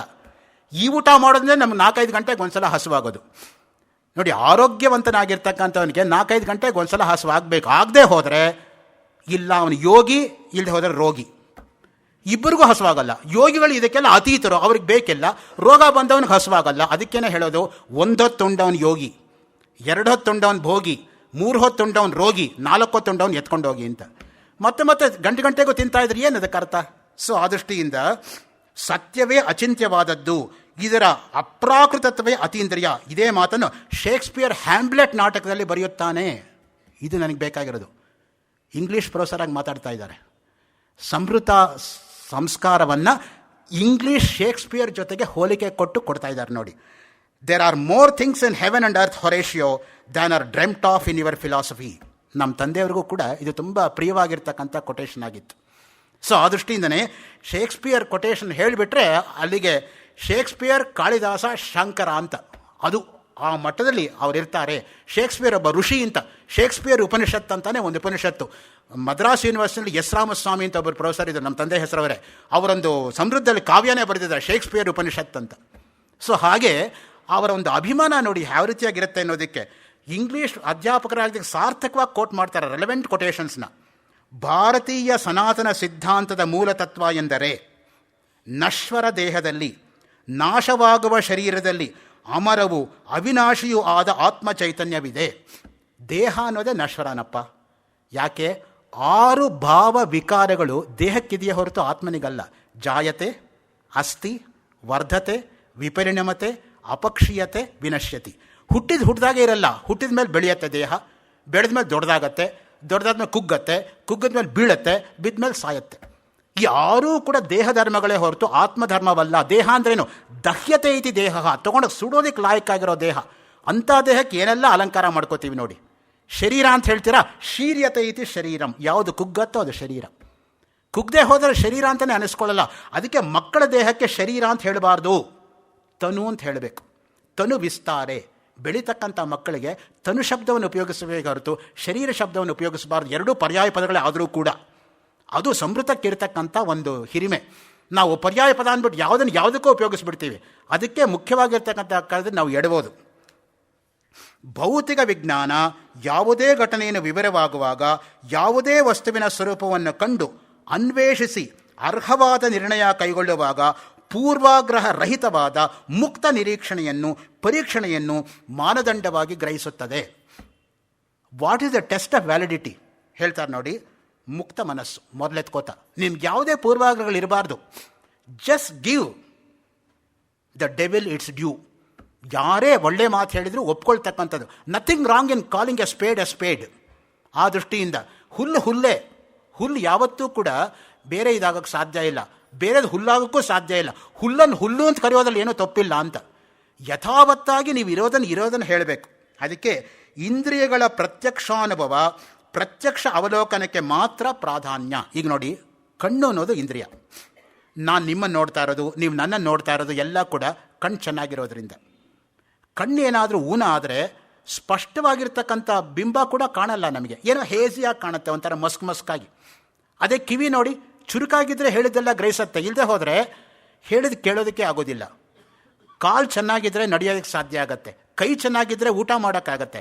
ನಾವು ಕೈಯಿಂದ ನಡೆಯೋಕ್ಕಾಗಲ್ಲ, ಕಾಲಿಂದ ಊಟ ಮಾಡೋಕ್ಕಾಗಲ್ಲ. ಯಾವ್ಯಾವ ಇಂದ್ರಿಯ ಯಾವ್ಯಾವ ಕೆಲಸವನ್ನು ಯಾವ್ಯಾವ ಎಲ್ಲೆಲ್ಲಿ ಹೇಗೆ ಮಾಡಬೇಕೋ ಆಯಾಯ ಇಂದ್ರಿಯ ಅಲ್ಲಲ್ಲಿ ಆವಾಗ ಹಾಗಾಗಿ ಮಾಡ್ತಾ ಇದ್ದಾನೆ ಈ ದೇಹ ಎಂಬತಕ್ಕಂಥದ್ದು ನಿಲ್ಲೋದು. ಅದಿಲ್ಲದೆ ಹೋದರೆ ಸಾಧ್ಯ ಇಲ್ಲ. ಈಗ ನೋಡಿ, ಉದಾಹರಣೆ ಕೊಡ್ತೀನಿ. ದೂರದಲ್ಲಿ ಚಕ್ಲಿ ಕಾಣುತ್ತೆ, ಚಕ್ಲಿ ಬೇಕು ಅಂತ ಮನಸ್ಸಿಗೆ ಅನಿಸತ್ತೆ. ತಕ್ಷಣ ಮನಸ್ಸು ಕಾಲಿಗೆ ಪ್ರಾಂಪ್ಟ್ ಮಾಡುತ್ತೆ. ಕಾಲು ಟಕ್ ಟಕ್ ಟಕ ಅಂತ ಚಕ್ಲಿ ತನಕ ನಡ್ಕೊಂಡು ಹೋಗುತ್ತೆ. ಕೈ ಚಾಚತ್ತೆ, ಬಾಯಿ ದೊಡ್ಡದಾಗಿ ತೆಕ್ಕೊಳ್ಳುತ್ತೆ, ನಾಲ್ಗೆ ಆಚೆ ಬರುತ್ತೆ. ನಾಲ್ಗೆ ಮೇಲೆ ಚಕ್ಲಿ ಇಟ್ಕೊಂಡಾಗ ಉಪ್ಪು ಜಾಸ್ತಿ ಆಗಿದೆಯಾ, ಖಾರ ಜಾಸ್ತಿ ಆಗಿದೆಯಾ, ರುಚಿ ಗೊತ್ತಾಗತ್ತೆ. ಕುಟುಂಬ ಕಡ್ದಾಗ ಕಿವಿಯಿಂದ ಶಬ್ದ ಆಚೆ ಬರುತ್ತೆ. ನೋಡಿ, ಪಂಚೇಂದ್ರಿಯಗಳಿಗೂ ಏಕಕಾಲದಲ್ಲಿ ಅನುಭವಕ್ಕೆ ಬರೋದು ಯಾವುದು? ಚಕ್ಲಿ. ನಾನು ತಮಾಷೆ ಮಾಡಬೇಕು ಅಂತ ಹೇಳ್ತಾ ಇಲ್ಲ. ನಮ್ಮ ಶಾಸ್ತ್ರದಲ್ಲಿ ಇರ್ತಕ್ಕಂಥದ್ದು ಕರ್ಣಶಷ್ಕುಲಿ ನ್ಯಾಯ ಅಂತ. ಶಾಸ್ತ್ರವನ್ನು ಬಿಟ್ಟು ನಾನು ಮಾತಾಡ್ತಾ ಇಲ್ಲಪ್ಪ, ಅಲ್ಲಿರೋದನ್ನೇ ಹೇಳ್ತಾ ಇದ್ದೀನಿ. ಯಾಕೆಂದರೆ ಶಾಸ್ತ್ರವನ್ನು ನಮ್ಮ ಮಟ್ಟಕ್ಕೆ ಇಳಿಸೋದಲ್ಲ ನಾನು. ಶಾಸ್ತ್ರ ಏನು ಹೇಳಿದೆಯೋ ಅದನ್ನು ಪ್ರತಿಪಾದನೆ ಮಾಡೋದು, ಅವರು ಏನು ಹೇಳಿದ್ದಾರೋ ಅದನ್ನು ಓದೋದಷ್ಟೇ ನನ್ನ ಕರ್ತವ್ಯ.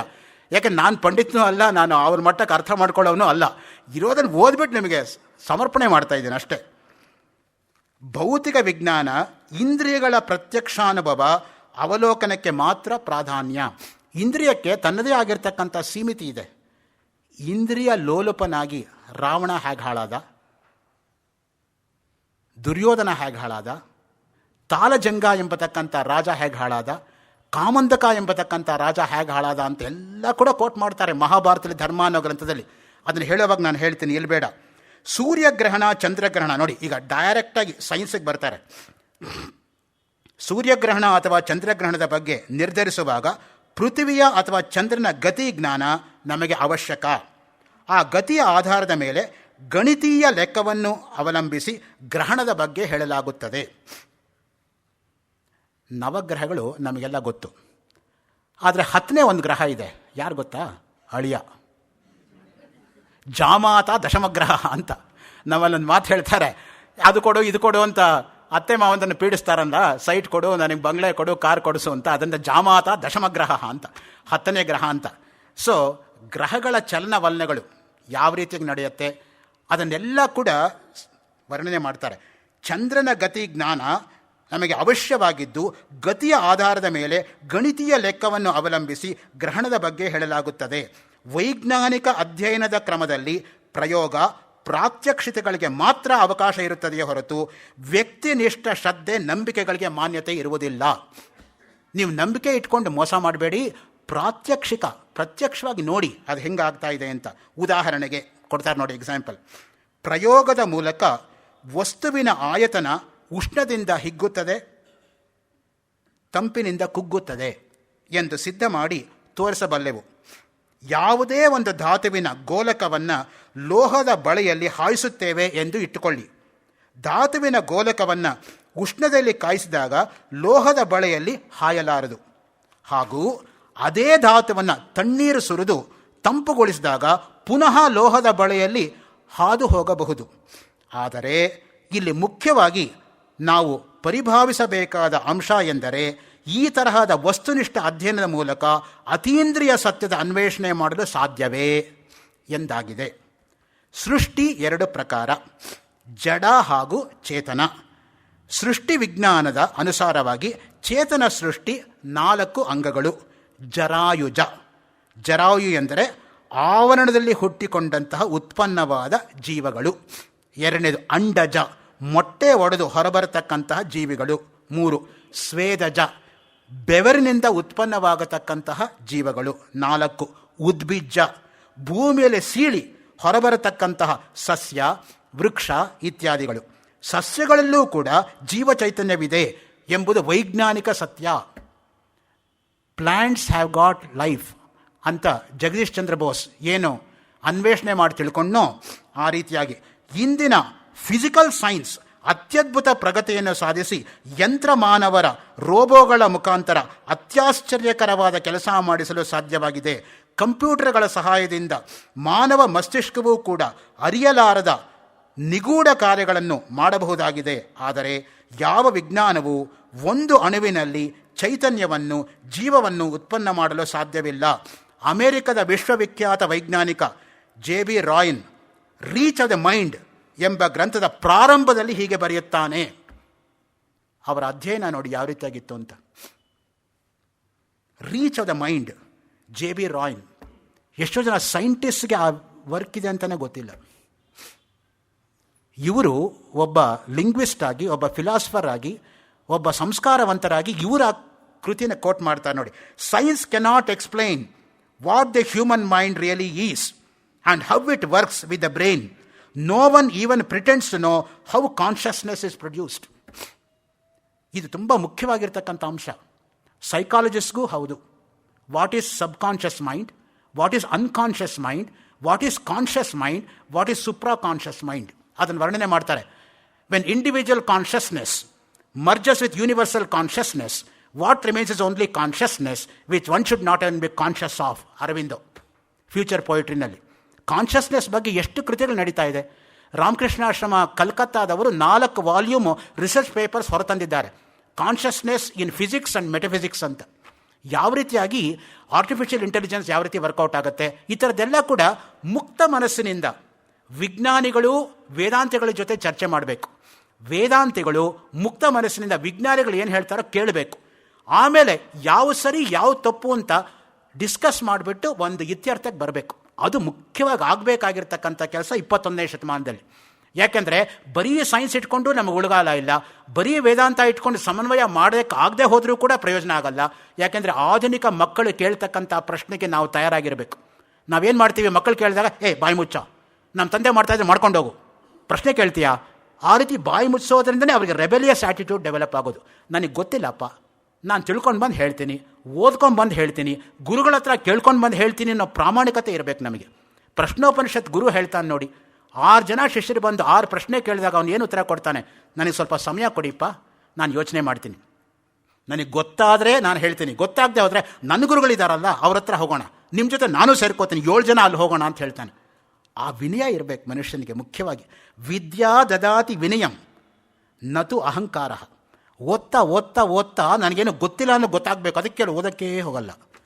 ಓದ್ರೆ ಗೊತ್ತಾಗ್ಬಿಡುತ್ತಲ್ಲ ನನಗೇನು ಗೊತ್ತಿಲ್ಲ ಅನ್ನೋ ಗೊತ್ತಾಗಬಾರ್ದು. ಅಂಥ ಒಂದು ಮೌಢ್ಯದ ಪರಮಾವಧಿಯಲ್ಲಿ ಹೇಳ್ತಾರೆ ಯಾವಾಗಲೂ ಕೂಡ, ನಾಹಂ ಮನ್ಯೇಸು ವೇದೇತಿ ನೋನ ವೇದೇತಿ ವೇದ ಚ ಯೋನಸ್ತದ್ವೇದ ತದ್ವೇದ ನೋನ ವೇದೇತಿ ವೇದ ಚ ಅವಿಜ್ಞಾತಂ ವಿಜಾನತಾಂ ವಿಜ್ಞಾತಂ ಅವಿಜಾನತಾಂ. ಕೇನೋಪನಿಷತ್ ಹೇಳುತ್ತೆ, ಯಾರಿಗೇನು ಗೊತ್ತಿಲ್ಲ ಅಂತ ಗೊತ್ತಿದೆಯೋ ಅವ್ರಿಗೆಲ್ಲ ಗೊತ್ತಿದೆ, ಯಾರಿಗೆಲ್ಲ ಗೊತ್ತಿದೆ ಅಂತ ಅಂದ್ಕೊಂಡಿದ್ದಾರೋ ಅವ್ರಿಗೇನು ಗೊತ್ತಿಲ್ಲ ಅಂತ. He who knows he knows he knows not, he who knows not he knows he knows ಅಂತ. ನಮಗೆ ಗೊತ್ತಿರೋ NOS ಹಿ ನೋಸ್ ಅಷ್ಟೇ, KNOWS ಯಾರಿಗೆ ಗೊತ್ತಿದೆ? ಆ ದೃಷ್ಟಿಯಿಂದ ಮಾನವ ಮನಸ್ಸೆಂದರೆ ಏನು, ಮಸ್ತಿಷ್ಕದೊಳಗೆ ಹೊಂದಿಕೊಂಡು ಹೇಗೆ ಕಾರ್ಯ ಮಾಡುತ್ತದೆ ಎಂಬುದನ್ನು ವಿಜ್ಞಾನವೂ ವಿವರಿಸಲಾರದು.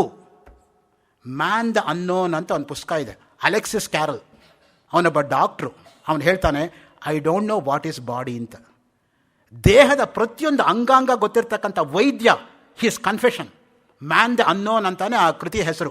ಅಲೆಕ್ಸಿಸ್ ಕ್ಯಾರಲ್ ಅಂತ ನೊಬೆಲ್ ಲಾರೆಟ್, ಅವನು ಡಾಕ್ಟ್ರು. ಅವನು ಹೇಳ್ಕೊತಾನೆ ಇಷ್ಟು ವಿನಯವಾಗಿ, ದೇಹ ಅಂದರೆ ಏನಂತಾನೆ ನನಗೆ ಗೊತ್ತಿಲ್ಲ ಅಂತ. ಇನ್ನು ಯಾರಿಗೆ ಗೊತ್ತಾಗಬೇಕು? ಡಾಕ್ಟ್ರಿಗೆ ಗೊತ್ತಿಲ್ಲದೆ, ಏನೋ ಗೊತ್ತಿಲ್ಲದೆ ಇರೋರೇ ಎಲ್ಲ ಗೊತ್ತು ಅಂತ ಮಾತಾಡೋದು. ಅದಕ್ಕೆ ನೋಡಿ, ಯಾರನ್ನಾದ್ರೂ ನೀವು ಪ್ರಶ್ನೆ ಕೇಳಿದ್ರೆ, ಏನಪ್ಪ ಗೊತ್ತಾದರೆ ಹೇಳ್ತೀನಿ, ಪ್ರಯತ್ನ ಮಾಡ್ತೀನಿ ಅಂತ ಅವ್ನು ಬಿಡಬಾರ್ದು. ತೊಗೊಂಬನ್ರಿ, ಏನು ತೊಗೊಂಬಂದ್ರೆ ಹೇಳ್ತೀನಿ ಅಂದರೆ ಅವ್ರ ಹತ್ರ ಹೋಗಬಾರ್ದು, ಅವ್ರಿಗೆ ಗೊತ್ತಿರಲ್ಲ. ಆ ದೃಷ್ಟಿಯಿಂದನೇ ಮನುಷ್ಯನಿಗೆ ತನ್ನ ಒಂದು ಸೀಮಿತಿ ಗೊತ್ತಿರಬೇಕು. ಬರ್ಟ್ರಾಂಡ್ ರಸಲ್ ಬರೀತಾನೆ ವೆಸ್ಟರ್ನ್ ಫಿಲಾಸಫಿನಲ್ಲಿ, not knowing something is the starting point of one's wisdom ಅಂತ. ನನಗೆ ಗೊತ್ತಿಲ್ಲ ಅನ್ನೋದು ಗೊತ್ತಾಗ್ಬಿಟ್ರೆ ವಿವೇಕದ ಪ್ರಥಮ ಸೋಪಾನ ಅಂತ. ನಾವು ಯಾವಾಗಲೂ ಕೂಡ ವಿವೇಕವನ್ನು ಪಡ್ಕೋಬೇಕು. ನಮ್ಮ ಪೂರ್ವಜರಿಗೆ ವಿವೇಕ ಇತ್ತು. ನಮ್ಮಷ್ಟು ಪೇಪರ್ ಕ್ವಾಲಿಫಿಕೇಷನ್ ಇಲ್ಲದೆ ಇರ್ಬೋದು ಅವರಿಗೆ, ಆದರೆ ನಮ್ಮಷ್ಟು ಡಿಗ್ರಿಗಳು ಇರಲಿಲ್ಲ. ಕೆಲವರಿಗಂತೂ ಹೆಸರಿಗಿಂತ ಉದ್ದ ಡಿಗ್ರಿಗಳೇ ಇರುತ್ತೆ.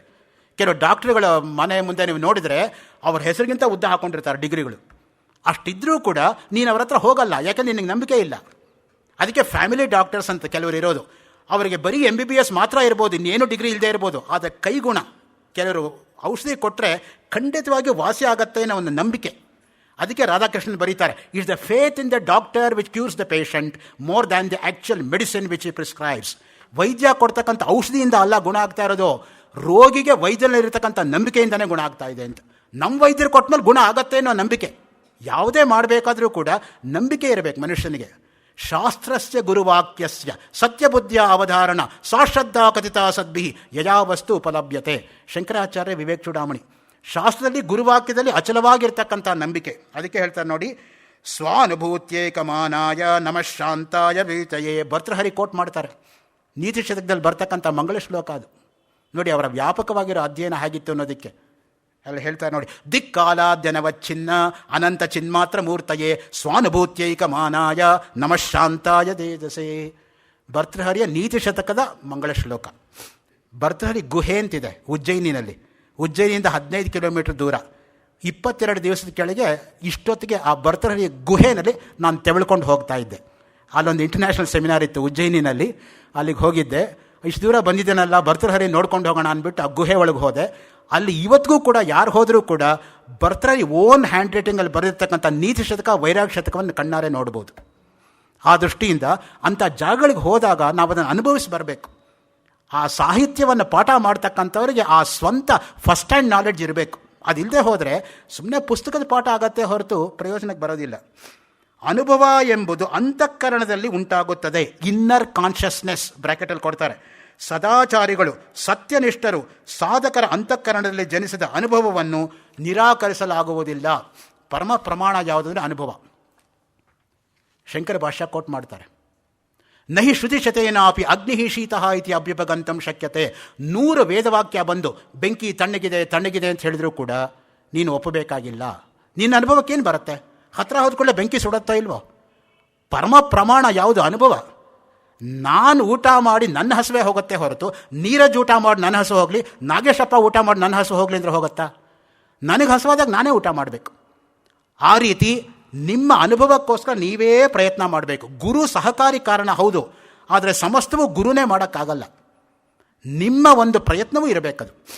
ಜೆ ಕೃಷ್ಣಮೂರ್ತಿ ಒಂದು ಕಡೆ ಬರೀತಾರೆ, if man tries to ascend 1 step towards God, God descends down 7 steps ಅಂತ. ನೀನು 1 ಹೆಜ್ಜೆ ಹತ್ತಕ್ಕೆ ಪ್ರಯತ್ನ ಪಟ್ಟರೆ ಭಗವಂತ 7 ಹೆಜ್ಜೆ ದಡದಡ ಅಂತ ಇಳ್ಕೊಂಬಂದು ನಿನಗೆ ಕೈ ಕೊಟ್ಟು ಮೇಲೆ ಕೆತ್ತಾನೆ ಅಂತ. ಪ್ರಯತ್ನವೇ ಮಾಡದೆ ಹೋದ್ರೆ ಯಾರು ತಪ್ಪು? ಯತ್ನೇ ಕೃತೆ ಯದಿನ ಸಿದ್ಧ್ಯತಿ ಕೋತ್ರ ದೋಷಃ. ಪ್ರಯತ್ನ ಮಾಡಿನೂ ಸಿಗದೆ ಹೋದರೆ ನಿನ್ನ ತಪ್ಪಲ್ಲ, ಪ್ರಯತ್ನ ಮಾಡಿ ಸಿಗದೆ ಹೋದರೆ ಅದಕ್ಕೆ ನೀನು ಚಿಂತಿಸಬೇಕಾಗಿಲ್ಲ ಅಂತ. ಮತ್ತೆ ಭರ್ತೃಹರಿನೇ ಪ್ರಮಾಣ ಹೇಳ್ತಾರೆ ನೋಡಿ. ಆಪ್ತವಾಕ್ಯ ಪ್ರಮಾಣ. ಆಪ್ತರು ಅಂದರೆ ಯಾರು? ಯಾರು ನಂಬಿಕೆಗೆ ಅರ್ಹರೋ ಅವರು ಆಪ್ತರು. ಇದನ್ನೇ ಪ್ಲೇಟೋ ಎಂಬ ಪಾಶ್ಚಾತ್ಯ ತತ್ವಚಿಂತಕ ಪ್ರೂಡೆಂಟ್ ಎಂದು ಕರೆದಿದ್ದಾನೆ. ನೋಡಿದ್ರ ಮತ್ತೆ ಕಂಪ್ಯಾರಿಟಿವ್ ಪರ್ಸ್ಪೆಕ್ಟಿವು. ಅರಿಸ್ಟಾಟಲ್, ಪ್ಲೇಟೋ ಬಹಳ ದೊಡ್ಡ ತತ್ವಜ್ಞಾನಿಗಳು ವೆಸ್ಟಲ್ಲಿ. ಒಂದು ಕಡೆ ಅದನ್ನು ಕೋಟ್ ಮಾಡ್ತಾರೆ, ಇನ್ನೊಂದು ಕಡೆ ಭರ್ತೃಹರಿ ಶಂಕರಾಚಾರ್ಯರನ್ನು ಕೋಟ್ ಮಾಡ್ತಾರೆ. ಇದು ನಾನು ಹೇಳ್ತಕ್ಕಂಥದ್ದು ನಿಷ್ಪಕ್ಷಪಾತವಾಗಿರ್ತಕ್ಕಂತಹ, ನಿರಂಕುಶವಾಗಿರ್ತಕ್ಕಂತಹ, ನಿಷ್ಕಾರುಣ್ಯವಾಗಿರ್ತಕ್ಕಂತಹ, ನಿಶ್ಚಲವಾಗಿರ್ತಕ್ಕಂಥ ನಿಶಿತ ಮತಿಯಿಂದ ಆಚೆ ಬರ್ತಕ್ಕಂತಹ ಒಂದು ಸತ್ಯ. ಅಲ್ಲಿ ಅದನ್ನು ಕೋಟ್ ಮಾಡ್ತಾರೆ, ಇಲ್ಲಿ ಇದನ್ನು ಕೋಟ್ ಮಾಡ್ತಾರೆ. ಯಾವ ಪೂರ್ವಾಗ್ರಹಗಳು ಇಲ್ಲ ಅವರಿಗೆ. ಎಲ್ಲಿ ಸತ್ಯ ಅಂತ ಹೊರತ್ತೋ ಅದನ್ನು ಕೋಟ್ ಮಾಡ್ತಾರೆ ಅಷ್ಟೇ. ಅದನ್ನು ನಾವು ಬೆಳೆಸ್ಕೋಬೇಕಾಗಿರೋದು ಇಂದಿನ ಕಾಲದಲ್ಲಿ. ನಮ್ಮ ಮಕ್ಕಳಿಗೆ ಏನಾದರೂ ನಾವು ವೈಜ್ಞಾನಿಕವಾಗಿ ಉತ್ತರ ಕೊಡಬೇಕಾದ್ರೆ ಈ ಒಂದು ನಿಟ್ಟಲ್ಲಿ ನಾವು ಪ್ರಯತ್ನ ಮಾಡಬೇಕು ಯಾವತ್ತೂ ಕೂಡ. ಆಪ್ತರ ವಚನಗಳನ್ನು ಆಪ್ತ ಪ್ರಾಮಾಣ್ಯ ಎಂದು ಕರೆದು ಮಹಾಜನೋ ಏನಗತಸ್ಸ ಪಂಥಾಹ ಎನ್ನಲಾಗಿದೆ. ಮತ್ತೊಬ್ಬ ಪಾಶ್ಚಾತ್ಯ ಚಿಂತಕನಾಗಿರ್ತಕ್ಕಂತಹ ಆಲ್ಡಸ್ ಹಕ್ಸ್ಲಿ ಪೆರಿನಿಯಲ್ ಫಿಲಾಸಫಿ ಎಂಬ ಗ್ರಂಥದಲ್ಲಿ ಮಹಾತ್ಮರ ವಿಚಾರಗಳು ಜ್ಞಾನಕ್ಕೆ ಮೂಲಾಧಾರ ಎಂಬುದಾಗಿ ಹೇಳಿದ್ದಾನೆ. ನೋಡಿ, ಇನ್ನೊಬ್ಬ ವೆಸ್ಟರ್ನ್ ಫಿಲಾಸಫರ್ನ ಕೋಟ್ ಮಾಡ್ತಾರೆ, ಆಲ್ಡಸ್ ಹಕ್ಸ್ಲಿ. ಅವನು ಕೂಡ ತುಂಬ ಒಳ್ಳೆಯ ಹೆಸರನ್ನು ಪಡ್ಕೊಂಡಂತಹ ವಿದ್ವಾಂಸ. ಆದ್ದರಿಂದಲೇ ಆಧ್ಯಾತ್ಮಿಕ ಸತ್ಯಗಳ ಅನ್ವೇಷಣೆಯ ಹಾದಿಯಲ್ಲಿ ಆಪ್ತಪುರುಷರ ವಚನಗಳೇ ಉಪಾದೇಯ. ತರ್ಕದ ಸೀಮಾರೇಷೆಗಳು ಸಹಾಯಕವಲ್ಲ. ವಿವೇಕಶೀಲ ಪ್ರಜ್ಞೆಯಿಂದಲೇ ಎಲ್ಲವೂ ಸಾಧಿಸಲು ಸಾಧ್ಯ. ನಮಗೆ ಬೇಕಾದದೇನು? ವಿವೇಕ. ವಿವೇಕ ಹೇಗೆ ಹುಟ್ಟತ್ತೆ? ಭಾಗ್ಯೋದಯೇನ ಬಹುಜನ್ಮ ಸಮಾರ್ಜಿತೇನ ಸತ್ಸಂಗಮಂಚಲಭತೆ ಪುರುಷೋ ಯದಾ ವೈ ಅಜ್ಞಾನ ಹೇತುಕೃತ ಮೋಹ ಮದ ಅಂಧಕಾರ ನಾಶಂ ವಿದಾಯ ತದಾ ಉದಯತೆ ವಿವೇಕ. ಭಾಗವತ. ಜನ್ಮಜನ್ಮಾಂತರಗಳ ಸಂಸ್ಕಾರ ವಿಶೇಷದಿಂದ ಅಜ್ಞಾನ, ಮೋಹ, ಮದ ಎಲ್ಲವೂ ನಾಶವಾದಾಗ ಇಂತಹ ಒಂದು ಸತ್ಸಂಗ ಏರ್ಪಡತ್ತಂತೆ. ಸತ್ಸಂಗತ್ವೇ ನಿಸ್ಸಂಗತ್ವಂ, ನಿಸ್ಸಂಗತ್ವೇ ನಿರ್ಮೋಹತ್ವಂ, ನಿರ್ಮೋಹತ್ವೇ ನಿಶ್ಚಲಿತತ್ವಂ, ನಿಶ್ಚಲಿತತ್ವೇ ಜೀವನ್ಮುಕ್ತಿ. ನೋಡಿ, ಜೀವನ್ಮುಕ್ತಿ ತನಕ ಕರ್ಕೊಂಡೋಗುತ್ತೆ ಸತ್ಸಂಗ ಅನ್ನೋದು. ನೀವೇ ಪುಣ್ಯಾತ್ಮರು, ಪ್ರತಿನಿತ್ಯ ಕೂಡ ಸತ್ಸಂಗ ಇಲ್ಲಿ ಅಟೆಂಡ್ ಮಾಡ್ತೀರಾ ನೋಡಿ. ಆ ದೃಷ್ಟಿಯಿಂದ ಹೇಳೋರು ಇನ್ನೂ ಭಾವನಾತ್ಮಕ ಪ್ರಪಂಚದಲ್ಲೇ ಇರ್ತಾರೆ. ಮಾತಿನ ಪ್ರಪಂಚದಲ್ಲಿ ನೀವು ಕೇಳಿ ಕೇಳಿ ಕೇಳಿ ನಿಮಗೆ ಮುಕ್ತಿ ಸಿಗ್ಬೋದು, ಭಾಷಣಕಾರರ ಮುಕ್ತಿ ಸಿಗದೇ ಇರ್ಬೋದು. ಆದರೆ ರಾಮಾನುಜರ ಸಿದ್ಧಾಂತ ನಾವು ತೆಗೆದುಕೊಂಡ್ರೆ, ನಾನು ಒಬ್ಬ ನರಕಕ್ಕೆ ಹೋಗಿ ಎಲ್ಲರೂ ಸ್ವರ್ಗಕ್ಕೆ ಹೋಗಂಗಿದ್ರೆ why not? Let everybody go to heaven, let me go to hell on account of that. ಆ ಒಂದು ಭಾವನೆ ಮನುಷ್ಯನಿಗಿರಬೇಕು ಯಾವಾಗಲೂ ಕೂಡ. ಸ್ವಾರ್ಥ ಅಲ್ಲ, ನಿಸ್ವಾರ್ಥವಾಗಿ ಎಲ್ಲರಿಗೂ ಒಳ್ಳೆಯದಾಗಲಿ. ಸರ್ವೇ ಜನ ಸುಖಿನೋ ಭವಂತು, ಸಮಸ್ತ ಸನ್ಮಂಗಳಾನಿ ಸಂತು, ಮಾ ಕಶ್ಚಿತ್ ದುಃಖ ಭಾಗ್ ಭವೇತ್. ಯಾರ ನಗ್ತಾ ಇದ್ರೆ ನೋಡೋಕ್ಕೆ ಚೆನ್ನಾಗಿರುತ್ತೆ ಹೊರತು ಅಳ್ತಾ ಇದ್ರೆ ಏನು ಚೆನ್ನಾಗಿರುತ್ತೆ ನೋಡೋಕ್ಕೆ? ಎಲ್ಲ ಚೆನ್ನಾಗಿದಿರ್ತಾನಪ್ಪ ಅಂತ ಕೇಳ್ತೀವಿ ಹೊರತು ಎಲ್ಲ ಚೆನ್ನಾಗಿಲ್ಲ ತಾನೇ ಅಂತ ಯಾರನ್ನೂ ಕೇಳಲ್ಲ. ಚೆನ್ನಾಗಿಲ್ಲದೆ ಇರತಕ್ಕಂಥದ್ದು ಒಂದು ಕ್ಷಣಿಕವಾಗಿರ್ತಕ್ಕಂಥದ್ದು, ದೇಹಕ್ಕೇನೋ ಅನಾರೋಗ್ಯ ಉಂಟಾದಾಗ ಮತ್ತೆ ಔಷಧಿಯಿಂದ ಗುಣವಾದಾಗ ಚೆನ್ನಾಗಿರೋದೇ. ಅದಕ್ಕೆ ನಮ್ಮ ಹಿಂದಿನ ಜನ್ಮದಲ್ಲಿ ಏನು ಕೇಳ್ತಾ ಇದ್ರು? ಎಲ್ಲ ಸ್ವಸ್ಥವೇ. ಸ್ವ ಅಂದರೆ ಆತ್ಮ, ಸ್ಥ ಅಂದರೆ ನೆಲೆ ನಿಂತಿದ್ದೀಯಾ, ನೀನು ನಿನ್ನ ಆತ್ಮದಲ್ಲಿ ನೆಲೆ ನಿಂತಿದ್ದೀಯಾ ಅಂತ ಪ್ರಶ್ನೆ. ಸ್ವಸ್ತಿ ಅಂತ ಹೇಳ್ಬಿಟ್ಟು ಅವ್ನು ಮುಂದಕ್ಕೆ ಹೋಗೋನು. ಈಗ ಆ ರೀತಿ ಪ್ರಶ್ನೆ ಕೇಳೋರು ಇಲ್ಲ, ಉತ್ತರ ಕೊಡೋರು ಇಲ್ಲ. ಸ್ವಸ್ತಿ ನ ಇಂದ್ರೋ ವೃದ್ಧಶ್ರವಾ ಸ್ವಸ್ತಿ ನ ಪೂಷಾ ವಿಶ್ವವೇದಾ ಸ್ವಸ್ತಿ ನಸ್ತಾರ್ಕ್ಷೋ ಅರಿಷ್ಟನೇಮಿ ಸ್ವಸ್ತಿ ನೋ ಬೃಹಸ್ಪತಿರ್ದದಾತು ಓಂ ಶಾಂತಿ ಶಾಂತಿ ಶಾಂತಿ.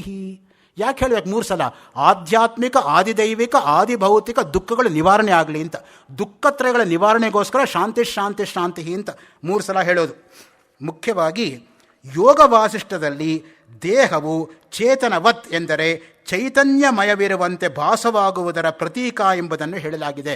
ಈ ಮಾತನ್ನು ಯಾಕೆ ಹೇಳ್ತೀನಿ ಅಂದರೆ, ಇದೇ ಸಮಾಜ ಪುಸ್ತಕಾಲಯದವರು ಒಬ್ಬರು ಬರೆದಂತಹ ಯೋಗ ವಾಸಿಷ್ಠದ ಕನ್ನಡ ಅನುವಾದಕ್ಕೆ 35 ಪುಟ ಮುನ್ನುಡಿ ಬರೆದಿದ್ದಾರೆ ನೋಡಿ ಶೇಷಾನವರತ್ನ ಅವರು. ಪ್ರಾಯಶಃ ನಾಳಿದ್ದು ಅದನ್ನು ತಮ್ಮ ಹತ್ರ ಪ್ರಸ್ತುತಪಡಿಸೋಕ್ಕೆ ಪ್ರಯತ್ನ ಮಾಡ್ತೀನಿ. ನನ್ನ ಯೋಗ ವಾಸಿಷ್ಠ ಉಪನ್ಯಾಸ ಮಾಲಿಕೆಯ ಮೊದಲನೇ ಉಪನ್ಯಾಸದಲ್ಲಿ ಅದನ್ನು ತಮ್ಮ ಹತ್ರ ಆಗಲೇ ಹಂಚ್ಕೊಂಡಿದ್ದೀನಿ. ಆದರೂ ಕೂಡ ಮತ್ತೆ ಅದನ್ನು ಹೇಳ್ತೀನಿ ತಮ್ಮ ಹತ್ರ ನಾಳಿದ್ದು. ಯೋಗ ವಾಸಿಷ್ಠಕ್ಕೆ ಅವರು ಕೊಟ್ಟಿರ್ತಕ್ಕಂಥದ್ದು, ಭಗವದ್ಗೀತೆಗೂ ಯೋಗ ವಾಸಿಷ್ಠಕ್ಕೂ ಕಂಪ್ಯಾರಿಟಿವ್ ಔಟ್ಲುಕ್ ಕೊಟ್ಟಿದ್ದಾರೆ, ಅದ್ಭುತವಾಗಿರ್ತಕ್ಕಂಥದ್ದು. ಆಯಾ ಶ್ಲೋಕಗಳನ್ನು ಇಳಿಸಿದ್ದಾರೆ ಬಟ್ಟಿ ನೋಡಿ. ಭಗವದ್ಗೀತೆ ಇಷ್ಟನೇ ಅಧ್ಯಾಯ ಇಷ್ಟನೇ ಶ್ಲೋಕ, ಯೋಗ ವಾಸಿಷ್ಠ ಇಷ್ಟನೇ ಅಧ್ಯಾಯ ಇಷ್ಟನೇ ಶ್ಲೋಕ, ಆ ಪದ ನೋಡಿ ಈ ಪದ ನೋಡಿ. ಎಂತಹ ಗ್ರಂಥದ ಉಪಸ್ಥಿತಿ ಇರಬೇಕು. ಆ ರೀತಿ ಎರಡನ್ನು ಸೈಮಲ್ಟೇನಿಯಸ್ ಆಗಿ ಕೋಟ್ ಮಾಡಿ ಬರೀಬೇಕಾದ್ರೆ ನಿಜವಾಗ್ಲೂ ಕೂಡ ಅದು ಅನನ್ಯಾದೃಶವಾಗಿರ್ತಕ್ಕಂಥ ಪಾಂಡಿತ್ಯ. ಅದು ಇಷ್ಟು ಪಾಂಡಿತ್ಯ ಇದ್ದರೂ ಕೂಡ ಬೆಂಗಳೂರಿಗೆ ಸಿಗಲಿಲ್ವಲ್ಲ ಅನ್ನೋದೇ ನನ್ನ ಕೊರತೆ. ಎಲ್ಲೆಲ್ಲೋ ಉಪನ್ಯಾಸ ಮಾಡಿದ್ರು ಸಂತೋಷ ಮಾಡಲಿ, ಆದರೆ ಇಲ್ಲಿ ದೊರೀಲಿಲ್ವಲ್ಲ, ನಾನು ಅವರನ್ನು ನೋಡೋಕ್ಕಾಗಲಿಲ್ವಲ್ಲ ಅನ್ನೋದೇ ನನ್ನ ಸಂಕಟ. ಏನೋ ನಾನು ಪಡ್ಕೊಂಡು ಬಂದಿಲ್ಲ ಅಂತ ಕಾಣುತ್ತಷ್ಟೆ. ಯೋಗ ವಾಸಿಷ್ಠದಲ್ಲಿ ಹೇಗೆ ಲೋಹವು ಅಗ್ನಿಯಿಂದ ಕಾಯಿಸಿದಾಗ ಬೆಂಕಿಯಂತೆ ಜಾಜ್ವಲ್ಯಮಾನವು ಪ್ರಕಾಶಮಾನವೂ ಆದಂತಿರುತ್ತದೆಯೋ, ಅದೇ ರೀತಿ ಆತ್ಮನ ಸಂಸರ್ಗ ಉಂಟಾದಾಗ ದೇಹೇಂದ್ರಿಯಾದಿಗಳು ಆತ್ಮನಂತೆ ಚೈತನ್ಯಮಯವಾಗಿ ಕಾಣುತ್ತದೆ. ಇಷ್ಟು ಶಾಸ್ತ್ರ ಪಾಂಡಿತ್ಯ ಆಯಿತಾ? ಈಗ ಅವರ ಜರ್ನಲಿಸಮ್ ಜ್ಞಾನ ಎಷ್ಟಿದೆ ಅಂತ ನಾನು ಹೇಳದೆ ಹೋದರೆ ವಂಚನೆ ಆಗುತ್ತೆ. ಹಿಂದಿನ ವೃತ್ತಪತ್ರಿಕೆಗಳಲ್ಲಿ ಏನೇನು ರಿಪೋರ್ಟ್ಸ್ ಬಂದಿತ್ತು ಅದನ್ನೆಲ್ಲ ಕೋಟ್ ಮಾಡ್ತಾ ಹೋಗ್ತಾರೆ. As a journalist, what are the important comments made on rebirth and karma theory in the newspapers, ಅದನ್ನು ಬಿಟ್ಟಿಲ್ಲ ಅವರು. ಸಾಪ್ತಾಹಿಕ ಹಿಂದೂಸ್ತಾನ 17/5/1959 ಸಂಚಿಕೆ ಕೋಟ್ ಮಾಡ್ತಾರೆ ನೋಡಿ. 1959 ನನ್ನ ಡೇಟ್ ಆಫ್ ಬರ್ತ್. 59 ಸಂಚಿಕೆಯಲ್ಲಿ ಪ್ರಕಟವಾದ ವಿಸ್ಮಯಕಾರಿ ಸಂಗತಿ ಇಂತಿದೆ ನೋಡಿ. 60 ವರ್ಷ ಹಿಂದೆ ನಡೆದ ಘಟನೆಯನ್ನು ಕೋಟ್ ಮಾಡ್ತಾರೆ. ಭಾರತೀಯ ಸೈನ್ಯದಿಂದ ನಿವೃತ್ತಿ ಹೊಂದಿದ ಬ್ರಿಟಿಷ್ ಅಧಿಕಾರಿ AP ಫೈರಲ್ ಅವನು ಪುನರ್ಜನ್ಮ ಮತ್ತು ಪರಕಾಯ ಪ್ರವೇಶದ ಬಗ್ಗೆ ಲೇಖನ ಬರೆದಿದ್ದ. ಫೈರಲ್ಗೆ ಅಧ್ಯಾತ್ಮದಲ್ಲಿ ತುಂಬ ನಂಬಿಕೆ. ಆತನಿಗೆ ಭಾರತೀಯ ಯೋಗವಿದ್ಯೆಯ ಬಗ್ಗೆ ಇನ್ನಿಲ್ಲದ ಗೌರವ. ಯಾರಾದರೂ ಯೋಗಿಯೊಬ್ಬನಿಂದ ಆತ್ಮಜ್ಞಾನ ಸಂಪಾದಿಸಿಕೊಳ್ಳಲು ಇಚ್ಛಿಸಿ ಭಾರತದಲ್ಲೇ ವಾಸ್ತವ್ಯ ಮಾಡಿದ್ದ. 1939ರಲ್ಲಿ ದೈವಯೋಗದಿಂದ ವಿಚಿತ್ರವಾದ ಘಟನೆಯೆಂದು ನೋಡುವ ಅವಕಾಶ ಅವನಿಗೆ ಲಭ್ಯವಾಯಿತು. ಒಬ್ಬ ಯುವಕನ ಶವ ನದಿಯಲ್ಲಿ ಹರಿಯುತ್ತಿದ್ದುದನ್ನು ಅವನು ನೋಡಿದ. ಸ್ವಲ್ಪ ಹೊತ್ತಿನ ನಂತರ ಅದೇ ಶವ ಜೀವಂತಗೊಂಡು ನದಿ ದಡದಲ್ಲಿ ಅಡ್ಡಾಡತೊಡಗಿದ್ದನ್ನು ನೋಡಿದ. ತನ್ನ ಸೇವಕನಿಗೆ ಅವನನ್ನು ಕರೆತರಿಸಲು ಕೇಳಿಸಿದ. ಆ ಯುವಕನನ್ನು ಕರೆದು ತಂದಂತಹ ಸೇವಕನು ನದಿಯ ದಡದ ಮೇಲೆ ವೃದ್ಧ ಸಾಧುವಿನ ಶವ ಬಿದ್ದಿದೆ ಎಂದು ಹೇಳಿದ. ಫೈರಲ್ ಪ್ರಶ್ನೆ ಮಾಡಿದಾಗ ಆ ಯುವಕ, ಶವ ನನ್ನದೇ ಆಗಿದೆ, ಆ ಮೃತ ಶರೀರ ನನ್ನದೇ ಆಗಿದೆ ಎಂದು ಅವನು ಹೇಳಿದ. ಯೋಗ ಬಲದಿಂದ ನಾನೀಗ ಈ ಶರೀರದಲ್ಲಿ ಪರಕಾಯ ಪ್ರವೇಶ ಮಾಡಿದ್ದೇನೆ ಎಂದು ಹೇಳಿದ.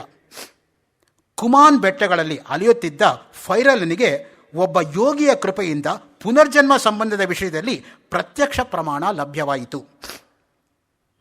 ಇಂಥ ಹಲವಾರು ಪ್ರಮಾಣ ಪ್ರಾಪ್ತಿಯ ಸಹಾಯದಿಂದ ಪುನರ್ಜನ್ಮ ವಿಷಯಕ್ಕೆ ಒಂದಿಷ್ಟು ವೈಜ್ಞಾನಾತ್ಮಕ ವಿವೇಚನೆ ನೀಡುವ ಪ್ರಯತ್ನವನ್ನು ಮಾತ್ರ ನಾನು ಮಾಡುತ್ತಿದ್ದೇನೆ. ಎಷ್ಟು ವಿನಯವಾಗಿ ಹೇಳ್ಕೊತಾರೆ ನೋಡಿ. ನಾನು ಪ್ರಯತ್ನ ಮಾಡ್ತಾ ಇದ್ದೀನಪ್ಪ, ನಾನು ಹೇಳ್ತಾ ಇದ್ದೀನಿ ಅಂತ ಹೇಳ್ತಾ ಇಲ್ಲ. ಇದು ಬ್ರಹ್ಮಜ್ಞಾನಿಗಳ ಲಕ್ಷಣ ಅಂತ ಉಪನಿಷತ್ ಹೇಳುತ್ತೆ. ಇತಿ ಬ್ರಹ್ಮವಿದೋ ವದಂತಿ, ಉಪನಿಷತ್ ವಾಕ್ಯ. ಬ್ರಹ್ಮಜ್ಞಾನ ಉಂಟಾದವರು ಹೀಗೆ ಹೇಳ್ತಾರೆ, ನಾನು ನಿಮಗೆ ಹೇಳ್ತಾ ಇದ್ದೀನಪ್ಪ, ನನ್ನ ಮಾತಲ್ಲ. ಅವ್ರ ಮಾತನ್ನು ನಾನು ಪುಷ್ಟೀಕರಿಸ್ತಾ ಇದ್ದೀನಿ ಅಷ್ಟೇ ಅಂತ. ಒಬ್ಬ ನಿಜವಾದ ಜ್ಞಾನಿಗೆ, ತತ್ವಚಿಂತಕನಿಗೆ ಇರಬೇಕಾಗಿರ್ತಕ್ಕಂತಹ ಮಾನಸಿಕ ಸ್ಥಿತಿ ಇದು ಅವರಲ್ಲಿ ಕಂಡುಬರುತ್ತೆ. ಪೂರ್ವಜನ್ಮ ಪುನರ್ಜನ್ಮಗಳು ಅನ್ಯೋನ್ಯಾಶ್ರಯವಾಗಿದೆ, ಜೀವಾತ್ಮನ ಅಮರತ್ವವನ್ನು ಅವಲಂಬಿಸಿದೆ. ಆಧ್ಯಾತ್ಮಿಕ ಕ್ಷೇತ್ರದಲ್ಲಿ ಸಾವಿರಾರು ಅನುಸಂಧಾನಗಳು ಪುನರ್ಜನ್ಮದ ಬಗ್ಗೆ ಪ್ರಮಾಣಗಳನ್ನು ನೀಡುತ್ತದೆ. ಈ ತರಹದ ಜಮಾವಣೆಗೆ ರಿಟೆಂಟಿವ್ನೆಸ್ ಎಂದರೆ ಧಾರಣೆ ಎಂದು ಕರೆಯುತ್ತಾರೆ. ಇದೇ ಸಿದ್ಧಾಂತವೇ ಯೋಗ ದರ್ಶನದ ಸೂತ್ರವಾದ ಅನುಭೂತ ವಿಷಯ ಸಂಪ್ರಮೋಷ ಸ್ಮೃತಿ. ಕೋಟ್ ಮಾಡ್ತಾರೆ. 1ನೇ ಅಧ್ಯಾಯ 11ನೆಯ ಸೂತ್ರ ವ್ಯಾಸ ಸೂತ್ರ, ಯೋಗ ಸೂತ್ರ. ಹಿಂದೆ ಬ್ರಹ್ಮಸೂತ್ರ ಕೋಟ್ ಮಾಡಿದರು, ಭಗವದ್ಗೀತೆ ಕೋಟ್ ಮಾಡಿದರು, ನೀತಿ ಶತಕ ಕೋಟ್ ಮಾಡಿದರು, ತರ್ಕ ಕೋಟ್ ಮಾಡಿದರು, ಮಹಾಭಾರತ ಕೋಟ್ ಮಾಡಿದರು. ಈಗ ನೋಡಿ ಯೋಗ ಸೂತ್ರಕ್ಕೆ ಬಂದರು. ಆ ವ್ಯಾಪಕವಾಗಿರ್ತಕ್ಕಂಥ ಅಧ್ಯಯನ ಅದು ನಾನು ನಿಮಗೆ ಹೇಳಬೇಕಾಗಿರೋದು. ನನಗೆಲ್ಲ ಓದೋಕ್ಕಾಗ್ತಾ ಇಲ್ಲ ಅಲ್ಲಿ ಟೈಮು. ಸುಮ್ಮನೆ ಹಾರಿಸ್ಕೊಂಡು ಎಗರಿಸ್ಕೊಂಡು ಅಲ್ಲಿ ಒಂದು ಇಲ್ಲೊಂದು ನಿಮ್ಮ ಹತ್ರ ನಾನು ಹಂಚ್ಕೋತಾ ಇದ್ದೇನೆ ಅಷ್ಟೇ. ಅನುಭವಗಳು ನಷ್ಟವಾಗದೆ ಮನಸ್ಸಿನ ಆಳದಲ್ಲಿ ಹುದುಗಿಕೊಂಡಾಗ ಸ್ಮೃತಿಯ ರೂಪ ತಾಳುತ್ತದೆ. ಮನೋವಿಜ್ಞಾನದ ಪ್ರಕಾರ ಯಾವುದೇ ಅನುಭವದ ಸ್ಮೃತಿ ನಾಶವಾಗುವುದಿಲ್ಲ. ಚಿತ್ತದಲ್ಲಿ ಟಂಕಿತವಾಗಿ ಸಂಸ್ಕಾರದ ರೂಪ ತಾಳಿ ಸ್ಮೃತಿ ಯಾವುದಾದರೂ ಒಂದು ನಿಮಿತ್ತವನ್ನು, ಕಾರಣವನ್ನು ಪಡೆದುಕೊಂಡು ರೀಕಾಲ್ ಎಂದರೆ ಪುನರಾವರ್ತನೆ ಮಾಡುತ್ತದೆ. 3ನೇ ಪ್ರಕ್ರಿಯೆಯು ಸ್ಥಿತಿಯ ಸ್ಥಾನ ರೆಕಗ್ನಿಷನ್, ರಿಟೆಂಟಿವ್ನೆಸ್, ರೀಕಾಲ್. ನೋಡಿ ಎಷ್ಟು ಸೈಂಟಿಫಿಕ್ ಆಗಿ ಮಾತಾಡ್ತಾರೆ ಅಂದರೆ, this is what appeals to a scientist because is using the scientific terminology to prove the Indian metaphysics. That's the combination ನಮಗೆ ಬೇಕಾಗಿರ್ತಕ್ಕಂಥದ್ದು. ವೇದಾಂತ ಅಂದರೆ ಏನು ಗೊತ್ತಾ? ವಿಶಿಷ್ಟಂ ಜ್ಞಾನಂ ವೇದಾಂತಂ ಅಂತ ಇಟ್ಕೊಂಡ್ರೆ, ವಿಶಿಷ್ಟ ಜ್ಞಾನ ಅಂದರೆ ಆತ್ಮಜ್ಞಾನ. ಆ ದೃಷ್ಟಿಯಿಂದ ವಿಜ್ಞಾನಕ್ಕೂ ವೇದಾಂತಕ್ಕೂ ಪರಸ್ಪರ ವಿರೋಧ ಇಲ್ಲ. Science without religion is blind, religion without science is ಲೇಮ್ ಅಂತ ಐನ್ಸ್ಟೀನ್ ಹೇಳ್ತಾನೆ. ಆ ತರಹ ವಿಜ್ಞಾನ ಮತ್ತು ವೇದಾಂತ ಎರಡೂ ಒಂದಕ್ಕೊಂದು ಪೂರಕವೇ ಹೊರತು ಅದು ಒಂದಕ್ಕೊಂದು ಮಾರಕವಲ್ಲ. ಒಂದು ಇನ್ನೊಂದನ್ನು ಬೆಂಬಲಿಸತ್ತೆ ಹೊರತು, ಒಂದು ಇನ್ನೊಂದನ್ನು ಪುರಸ್ಕರಿಸತ್ತೆ ಹೊರತು ತಿರಸ್ಕರಿಸೋದಿಲ್ಲ. ಅದನ್ನು ಪ್ರೂವ್ ಮಾಡ್ತಾ ಹೋಗ್ತಾರೆ. ಪುನರ್ಜನ್ಮದ ಸಂಬಂಧದಲ್ಲಿ ಅಸಾಮಾನ್ಯ ಪ್ರತಿಭೆ, ಅಸಾಧಾರಣ ಬುದ್ಧಿಮಟ್ಟದ ರೋಚಕ ಘಟನೆಗಳು ಸಾಕ್ಷಿಯನ್ನು ಒದಗಿಸುತ್ತದೆ. ಮತ್ತೆ ನ್ಯೂಸ್ ಪೇಪರ್ ಕೋಟ್ ಮಾಡ್ತಾರೆ. ದಿನಾಂಕ 10/11/1968 ಸಂಡೇ ಸ್ಟ್ಯಾಂಡರ್ಡ್ ಪತ್ರಿಕೆ ನೋಡಿ. ಕುತೂಹಲಕರ ವಿಷಯ ಇಲ್ಲಿ ಕಂಡುಬರುತ್ತದೆ. ಅಹಮದಾಬಾದಿನ ಒಬ್ಬ ಬಾಲಕ 3ನೇ ವಯಸ್ಸಿನಲ್ಲಿ ಗುಜರಾತಿ ಕಥೆಗಳನ್ನು ಓದಿದ. 4 ವರ್ಷ ಆಗಿದ್ದಾಗ ಕಥಾ ಸಂಗ್ರಹ ಬ್ಲ್ಯಾಕ್ ರೈನ್ ಮುಂಬೈಯಿಂದ ಪ್ರಕಾಶಿತ ಮಾಡಿದ. ಕಿಂಡರ್ ಗಾರ್ಟನ್ ಸ್ಕೂಲ್ನಲ್ಲಿ ಕಲಿಯತೊಡಗಿದ್ದಾನೆ. ಇಂಥ ಅನೇಕ ಘಟನೆಗಳು ಜಗತ್ತಿನಾದ್ಯಂತ ನಡೆಯುತ್ತಿದ್ದು ಮನುಷ್ಯ ಜೀವನದ ನಿಗೂಢ ವಿಸ್ಮಯದತ್ತ ಸಂಕೇತ ನೀಡುತ್ತದೆ. ಪಾಶ್ಚಾತ್ಯ ಜಗತ್ತಿನಲ್ಲಿ JS ಮಿಲ್ ಎಂಬ ವಿದ್ವಾಂಸ 6ನೇ ವರ್ಷದ ವಯಸ್ಸಿನಲ್ಲಿ ಅರಬ್ಬಿ ಭಾಷೆಯನ್ನು, ಅಲ್ಲಿಯ ಮಹಾಕೃತಿಗಳನ್ನು ಕರಗತ ಮಾಡಿಕೊಂಡ. ಮೊಜಾರ್ಟ್ ಎಂಬ ಸಂಗೀತಜ್ಞ 6ನೇ ವಯಸ್ಸಿನಲ್ಲಿ ಅದ್ಭುತವಾದ ಸಂಗೀತವನ್ನು ರಚಿಸಿದ್ದ. ನಮ್ಮ ದೇಶದಲ್ಲೇ ಪ್ರಾಚೀನ ಕಾಲದಲ್ಲಿ ಆಚಾರ್ಯ ಶಂಕರರು 8ನೇ ವಯಸ್ಸಿನಲ್ಲಿ 4 ವೇದಗಳನ್ನು ಓದಿದ್ದರು. ಇವರೆಲ್ಲ ಚೈಲ್ಡ್ ಪ್ರಾಡಿಜೀಸ್ ಅಂತ. ಅದಕ್ಕೆ ಹೇಳೋದು, ಜನ್ಮಾಂತರದ ಸಂಸ್ಕಾರ ಹರಿದು ಬಂದಿದೆಯೇ ಹೊರತು ಒಂದು ಜನ್ಮದಲ್ಲಿ ಪಡಿತಕ್ಕಂಥದ್ದಲ್ಲ. 2 ವರ್ಷದ ಮಗ ಗೋಟವಾದ್ಯ ನುಡಿಸೋದು ಹಾಗೆ, 6 ವರ್ಷದವರು ಅರಬ್ಬಿ ಭಾಷೆ ಕಲಿಯೋದು ಹಾಗೆ, 8 ವರ್ಷದಲ್ಲಿರ್ತಕ್ಕಂಥ ಶಂಕರಾಚಾರ್ಯಗೆ 4 ವೇದಗಳು ಗೊತ್ತಿರೋದು ಹಾಗೆ. 8 ವರ್ಷೇ ಚತುರ್ವೇದಿ, 12 ಸರ್ವಶಾಸ್ತ್ರವಿತ್, 16 ಕೃತವಾನ್ ಭಾಷ್ಯಂ, 23 ಮುನಿರಭ್ಯಗಾತ್. ಅದು ಶಂಕರಾಚಾರ್ಯ ಜೀವನ. 8 ವರ್ಷೇ ಚತುರ್ವೇದಿ, 8 ವಯಸ್ಸಿಗೆ 4 ವೇದಗಳು. ಯಾವ್ದು 4 ವೇದಗಳು? ಇದು 4 ವೇದಗಳು. ನಾಳೆ ಹೇಳ್ತೀನಿ ಇದ್ರ ಬಗ್ಗೆ. 8 ವರ್ಷೇ ಚತುರ್ವೇದಿ, 12 ಸರ್ವಶಾಸ್ತ್ರವಿತ್, 12ನೇ ವಯಸ್ಸಿಗೆ ಎಲ್ಲ ಶಾಸ್ತ್ರಗಳು ಕರ್ತಲಾಮಲಕವಾಗಿತ್ತಂತೆ ಶಂಕರರಿಗೆ. 16 ಕೃತವಾನ್ ಭಾಷ್ಯಂ, 16ನೇ ವಯಸ್ಸಿನಲ್ಲಿ ಭಗವದ್ಗೀತೆ 700 ಶ್ಲೋಕಗಳು, 555 ಬ್ರಹ್ಮಸೂತ್ರಗಳು, 10 ಉಪನಿಷತ್ತುಗಳು, ವಿಷ್ಣು ಸಹಸ್ರನಾಮ, ಸನಸ್ಸು ಜಾತೀಯಕ್ಕೆ ಭಾಷ್ಯ ಬರೆದ ವಯಸ್ಸು 16. ಇನ್ನು 16 ವರ್ಷ ಆಸೇತು ಹಿಮಾಚಲ ಪರ್ಯಂತ ಕಾಲ್ನಡಿಗೆಯಲ್ಲಿ ನಡೆದು 4 ವೇದಗಳ ಪುನರುದ್ಧಾರಕ್ಕೋಸ್ಕರ 4 ಆಮ್ನಾಯ ಪೀಠಗಳನ್ನು ಸಂಸ್ಥಾಪನೆ ಮಾಡಿ 4 ಜನ ಶಿಷ್ಯರನ್ನು ನೇಮಕಾತಿ ಮಾಡಿ 1300 ವರ್ಷ ಆದರೂ ಕೂಡ ಅವಿಚ್ಛಿನ್ನವಾಗಿ, ಅಸ್ಖಲಿತವಾಗಿ, ಅನನ್ಯಾದೃಶವಾಗಿ ಆ ವೈದಿಕ ಧಾರೆ ಹರಿದು ಬರೋದಕ್ಕೆ ಕಾರಣೀಭೂತರಾದಂಥವರು ಶಂಕರರು. ಶಂಭೋರ್ ಮೂರ್ತಿಶ್ಚರ್ತಿ ಭವನೇ ಶಂಕರಾಚಾರ್ಯ ರೂಪ. ಅದಕ್ಕೆ ಮಾತಿರೋದು, ಸಾಕ್ಷಾತ್ ಪರಮೇಶ್ವರನೇ ಆರ್ಯಾಂಬ ಶಿವಗುರುಗಳಲ್ಲಿ ಶಂಕರರಾಗಿ ಅವತರಿಸಿದರು ಅಂತ. ಅದು ಅವತಾರ, ಅದು ಇನ್ನೇನು ಬೇರೆ ಅಲ್ಲ. ಅವತರಣ ಅಂದ್ರೂ ಇಳಿಯೋದು. ನಮಗೆ ಆರೋಹಣ, ಭಗವಂತನಿಗೆ ಅವರೋಹಣ. ಅದಕ್ಕೆ ನಾವು ಹತ್ತೋದಕ್ಕೆ ಪ್ರಯತ್ನ ಮಾಡಿದ್ರೆ ಭಗವಂತ ಇಳಿದು ಬರ್ತಾನೆ. ಅದಕ್ಕೆ ನಮ್ಮಲ್ಲಿ ದೇಶಿಕ ಅನ್ನೋ ಶಬ್ದ ಇರೋದು. ದೇವತಾ ರೂಪಧಾರಿತ್ವ ಶಿಷ್ಯಾನುಗ್ರಹ ಕಾರಣ ಕಾರುಣ್ಯಾಮೃತ ಪೂರ್ತಿತ್ವ ದೇಶಿಕ ಕಥಿತ ಪ್ರಿಯೇ. ದೇವತಾ ರೂಪಧಾರಿತ್ವ, ಭಗವಂತನೇ ಧರೆಗಿಳಿತಾನೆ. ಯಾಕೆ? ಶಿಷ್ಯ ಅನುಗ್ರಹ ಕಾರಣಾತ್. ಫಿಸಿಕಲ್ ಲೆವೆಲಿಂದ ಸ್ಪಿರಿಚುವಲ್ ಲೆವೆಲ್ಗೆ ಶಿಷ್ಯನ ಏರಿಸೋದಕ್ಕೆ ಭಗವಂತ ಇಳಿಬೇಕಾಗತ್ತೆ. ಹೆಂಗೆ? ಕರುಣೆಯಿಂದ, ಕಾರುಣ್ಯಾಮೃತ ಪೂರ್ತಿತ್ವ. ಅಯ್ಯೋ ಶಿಷ್ಯ ಇನ್ನೂ ಅಲ್ಲೇ ಇದ್ದಾನಲ್ಲ, ಯಾವ ಕಾಲಕ್ಕೆ ಇವನು ಉದ್ಧಾರ ಆಗೋದು? ಶಿಷ್ಯ ಕಾಳಜಿ, ಶಿಷ್ಯ ಅನುಕಂಪೆ, ಅದು ಮುಖ್ಯವಾಗಿ ಬೇಕಾಗಿರ್ತಕ್ಕಂಥದ್ದು. ಅದು ಮುಖ್ಯವಾಗಿ ಅಲ್ಲಿ ಮತ್ತೆ ಶೇಕ್ಸ್ಪಿಯರ್ನ ಕೋಟ್ ಮಾಡ್ತಾರೆ. The quality of mercy is not strained, it drops as a gentle rain from heaven upon the place beneath. It's twice blessed. It blesseth him that gives and him that takes. It's mightiest in the mightiest. It becomes a throne monarch better than his crown. His scepter shows the force of temporal power, the attribute to on majesty. Wherein there sit the dread and fear of kings, but mercy is above their sceptred sway. It's enthroned in the hearts of kings. It's an attribute to God himself. An earthly power that then show like his gods, when mercy seasons justice. Portia's speech, Merchant of Venice, Act 2nd, Scene 3rd, line 54, line 66, Shakespeare, 16th century, Stratford upon Avon, London. Quote ಮಾಡ್ತಾರೆ. ನಂದೇನೂ ಇಲ್ಲಪ್ಪ, ಅವ್ರು ಹೇಳಿದ್ದೆ ನಾನು ಹೇಳ್ತಾ ಇದ್ದೀನಿ ಅಷ್ಟೆ. ನಾನು ಮುಂಚೆನೇ ಹೇಳಿದಾಗ ನಾನು ಕಳ್ಳ, ನಾನು ಎಲ್ಲರೂ ಬರೆದಿದ್ದನ್ನು ಕದ್ದುಬಿಟ್ಟು ನಿಮ್ಮ ಮುಂದೆ ಹೇಳ್ಕೊಳ್ಳೋದು ಅಷ್ಟೇ ನನ್ನ ಕೆಲಸ. ಭಗವದ್ಗೀತೆ ನೋಡಿ, ಮತ್ತೆ ವಾಪಸ್ ಬಂದರು. ಶೇಕ್ಸ್ಪಿಯರಿಂದ ಭಗವದ್ಗೀತೆಗೆ ವಾಪಸ್ ಬಂದರು.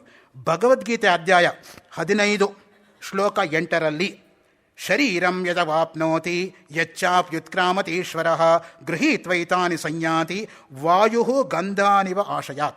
ಯಾವ ರೀತಿ ವಾಯುವು ಗಂಧವನ್ನು, ವಾಸನೆಯನ್ನು ಜೊತೆಗೆ ತೆಗೆದುಕೊಂಡು ಹೋಗುತ್ತದೋ ಅದೇ ರೀತಿ ಜೀವಾತ್ಮನು ಸ್ಥೂಲ ಶರೀರವನ್ನು ತ್ಯಜಿಸಿದ ನಂತರ ತನ್ನ ಜೊತೆಗೆ ಸೂಕ್ಷ್ಮ ದೇಹವನ್ನು ತೆಗೆದುಕೊಂಡು ಹೋಗಿ ಇನ್ನೊಂದು ಶರೀರದಲ್ಲಿ ಪ್ರವೇಶಿಸುತ್ತಾನೆ. ಇದೇ ಮಾತನ್ನು 6ನೇ ಅಧ್ಯಾಯ 43ನೇ ಶ್ಲೋಕದಲ್ಲಿ ನೋಡಿ. ತತ್ರ ತಂ ಬುದ್ಧಿ ಸಂಯೋಗಂ ಲಭತೆ ಪೌರ್ವದೇಹಿಕಂ. ಯಾವಾಗ ಪುರುಷನು ಮತಿಮಾನ್ ಯೋಗಿಗಳ ಕುಲದಲ್ಲಿ ಜನಿಸುತ್ತಾನೋ ಅದರ ಲಾಭ ಅವನಿಗೆ ಅನಾಯಾಸವಾಗಿ ಮುಂದಿನ ಜನ್ಮಗಳಲ್ಲಿ ಲಭಿಸುತ್ತದೆ ಎಂಬುದನ್ನು ಸ್ಪಷ್ಟವಾಗಿ ಸೂಚಿಸಲಾಗಿದೆ. ಶಾಸ್ತ್ರಗಳಲ್ಲಿ ಪೂರ್ವಜನ್ಮದ ಸ್ಮೃತಿಯನ್ನು ಜಾತಿಸ್ಮರ ಎಂಬುದಾಗಿ ಕರೆಯುತ್ತಾರೆ. ಇದು ಟೆಕ್ನಿಕಲ್ ವರ್ಡ್. ಜಾತಿಸ್ಮರ ಅಂದರೆ ಹಿಂದಿನ ಜನ್ಮದಲ್ಲಿ ಆಗಿರ್ತಕ್ಕಂಥದ್ದನ್ನು ಕೂಡ ಈ ಜನ್ಮ ಸ್ಮರಿಸ್ಕೊಳ್ತಕ್ಕಂಥ ಶಕ್ತಿ. ಅದಕ್ಕೆ ಅತೀತ ಅನಾಗತ ಜ್ಞಾನ ಅಂತ ನಮ್ಮಲ್ಲಿ ಯೋಗಿಗಳಿಗೆ ಹೇಳೋದು.